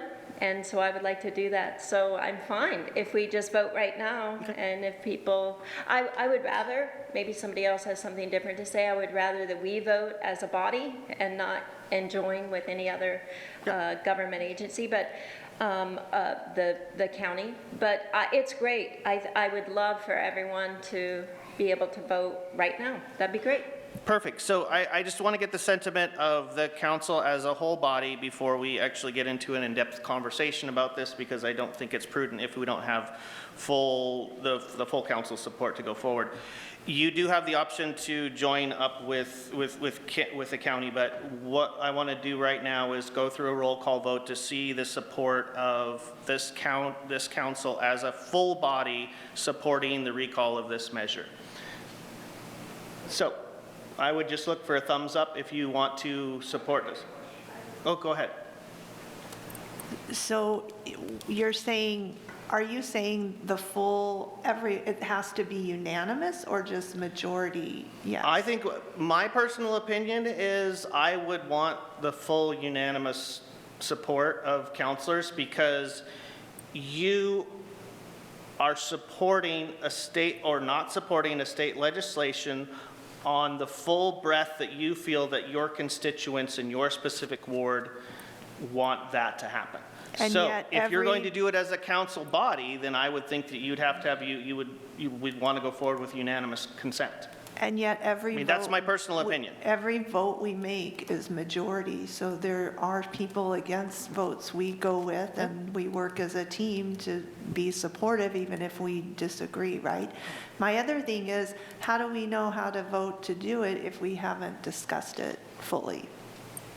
Because I have some things I would like to say. Well, do you guys want to spend all afternoon discussing this? Or do you want to decide whether the council wants to go forward before you discuss it? No, but I have some information that I'd like to share with it.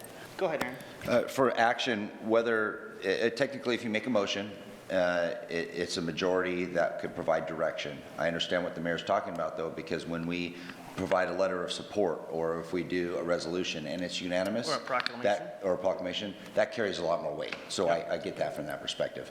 So the recommendation would be if you want to make a stance as a council on an issue, especially legislative, if you would make a recommendation, if the recommendation passes, it would be good to determine, are you wanting to do it through a resolution or through a letter, a signed letter from the mayor to the state of Oregon. And either way, we would get our legislative advocate to help draft something that would be appropriate and mirror the sentiment of council and the spirit of the motion. Are you saying the mayor would do a letter from the city just on his own? Is that what you just draft said? it. We've done these things before in the past. We would draft a letter for the mayor's signature, or it could be the mayor and council president's signature, to go to the state that represents the spirit of what council's wanting to do on a specific legislative matter. And that could be reviewed by council before it's signed. Okay, because in the past, letters have gone to the state without any council approval, so that's why I'm a little confused on that. But I do have something to share on that if we're going to continue discussion, so let me know. Okay, so Victoria, do you want to make a specific motion so we can go forward? Sure. I would like to make a motion, and then afterwards, I assume that we're going to be able to discuss Correct. the motion, to draft a resolution if the majority of the council votes to draft this resolution, standing for either the repeal or the reform of SB 48. I guess that's it. All right, so you have a motion on the table to have council draft a resolution in support of repealing or reforming state statute HB 48 with a second from Kathleen. All right, does everybody understand the motion? Okay, we'll go into further discussion. Seth? Can we amend that motion to include the county as well?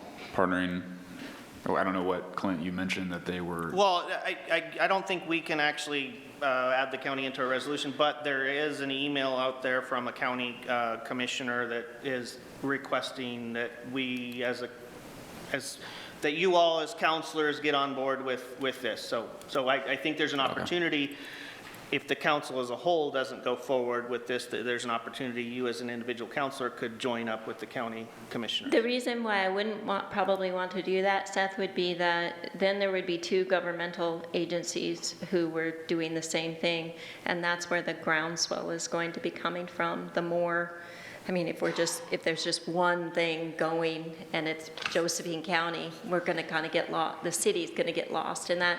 So I think the county doing it and the city doing it would be a lot more forceful.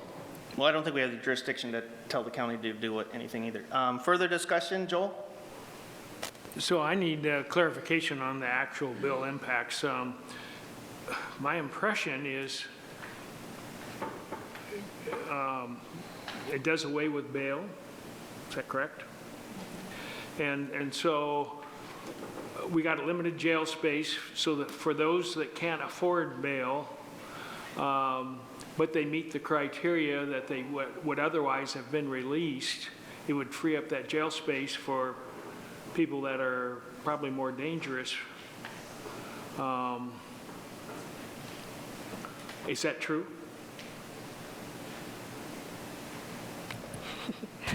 I'm not 100% sure how it works in practice. I didn't practice criminal law in Oregon, but I do understand bail and release provisions. My understanding is that it means that the preliminary decision about whether or not somebody gets held is based on risk management and assessment, and that is done earlier in the process than that first appearance when they get to court. So a lot of the same considerations are what a judge would have taken into consideration when they appeared. This just makes that decision happen sooner, probably not long after they're brought into custody. As far as the bail goes, I don't know if monetary bail is still applied here. I believe it is. I'm not sure exactly how it works, but I know that it shortens the length of time that somebody would spend in jail on offenses when they meet certain criteria. They're released a lot sooner.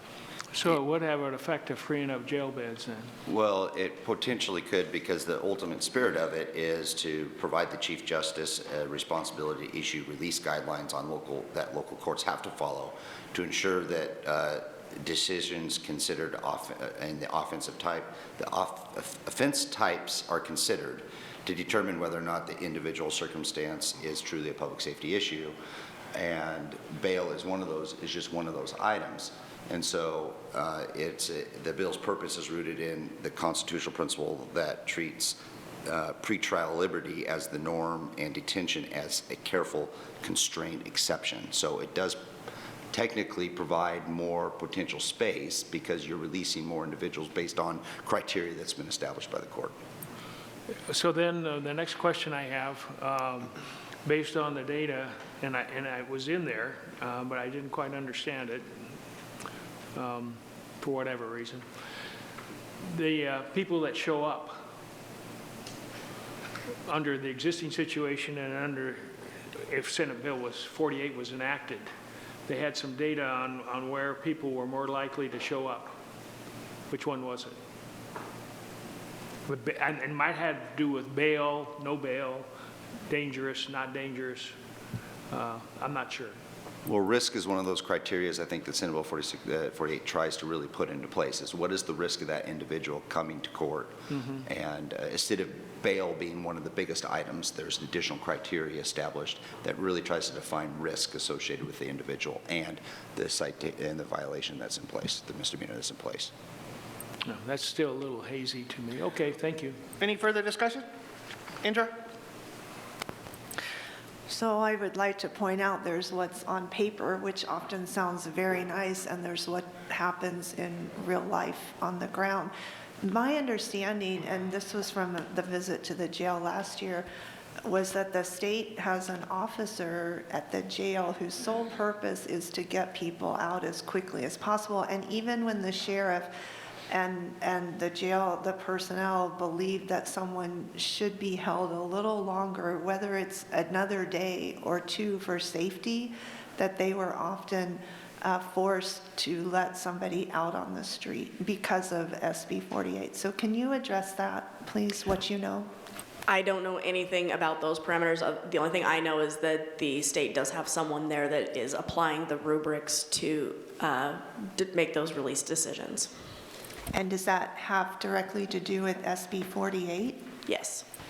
Thank you. All right, any further discussion? You have a motion on the table to see if council wants to make a resolution to support the repeal or the modification of SB 48. Rob? Yeah, the more,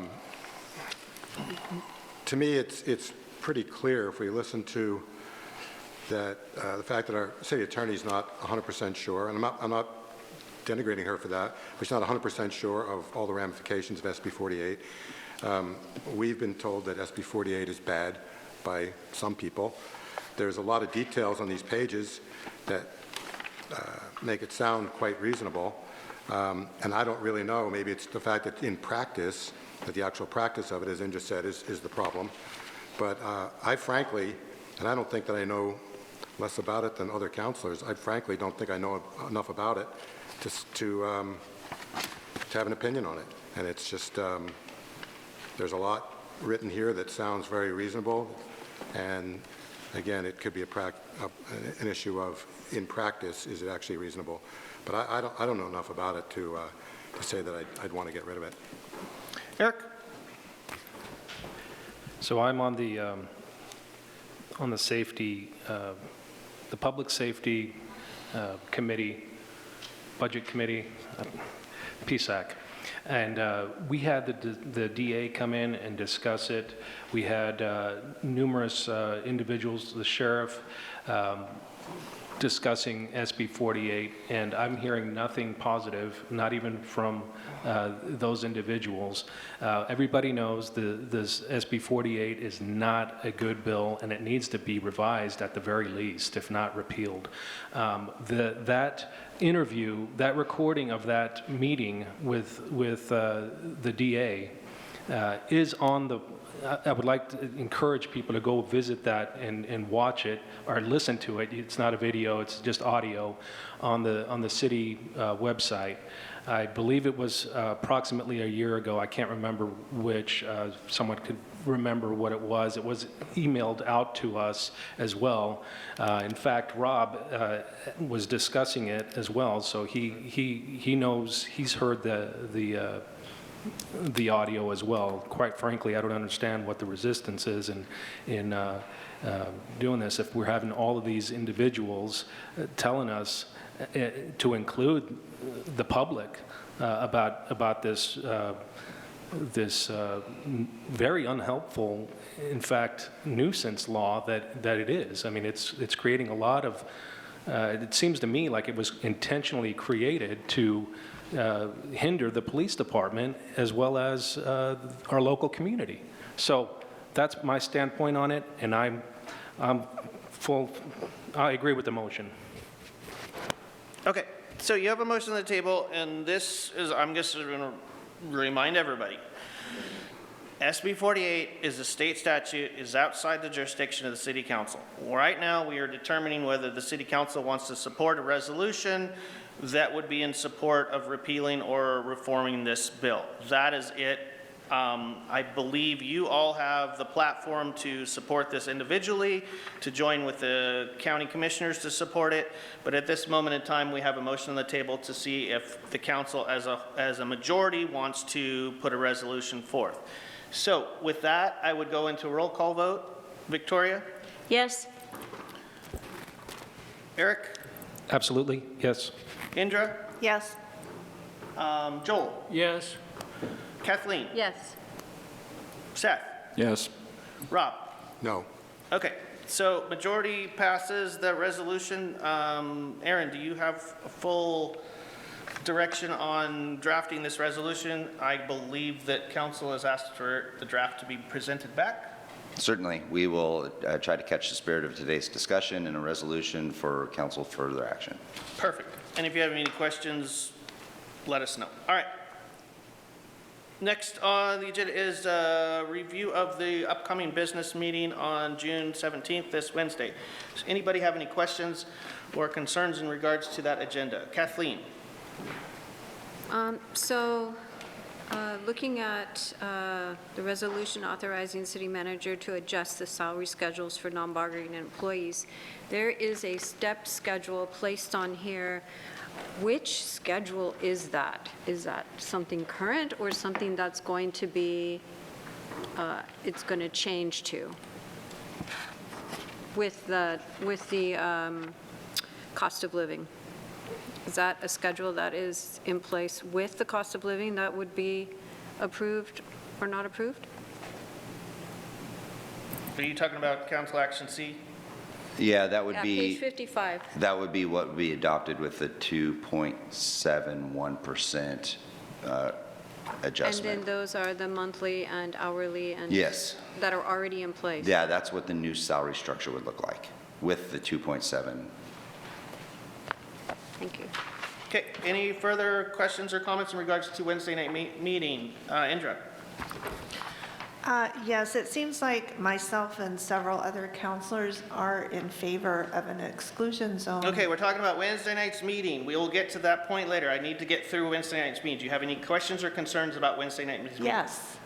Yes, The if you would let exclusion me zone, you want to talk. put it on the agenda coming forward. That's correct. No, yes, I would like to put it on Wednesday night's meeting so we can vote and decide and not spread it out till August. It seems pretty We cannot have straightforward an and ordinance simple. drafted for you by Wednesday night. No. It's not possible. During agenda review, you can request that it be moved from, like, say, a workshop to a sooner workshop, or just go straight to a business meeting, and we will draft an ordinance for your consideration in a future business meeting. We they have don't- been asking for this to be on the agenda for a long time. It's really frustrating. on the agenda. Because, yes, in August, we have people moving from an unmanaged camp to this now, and it would have been nice to have this already in place.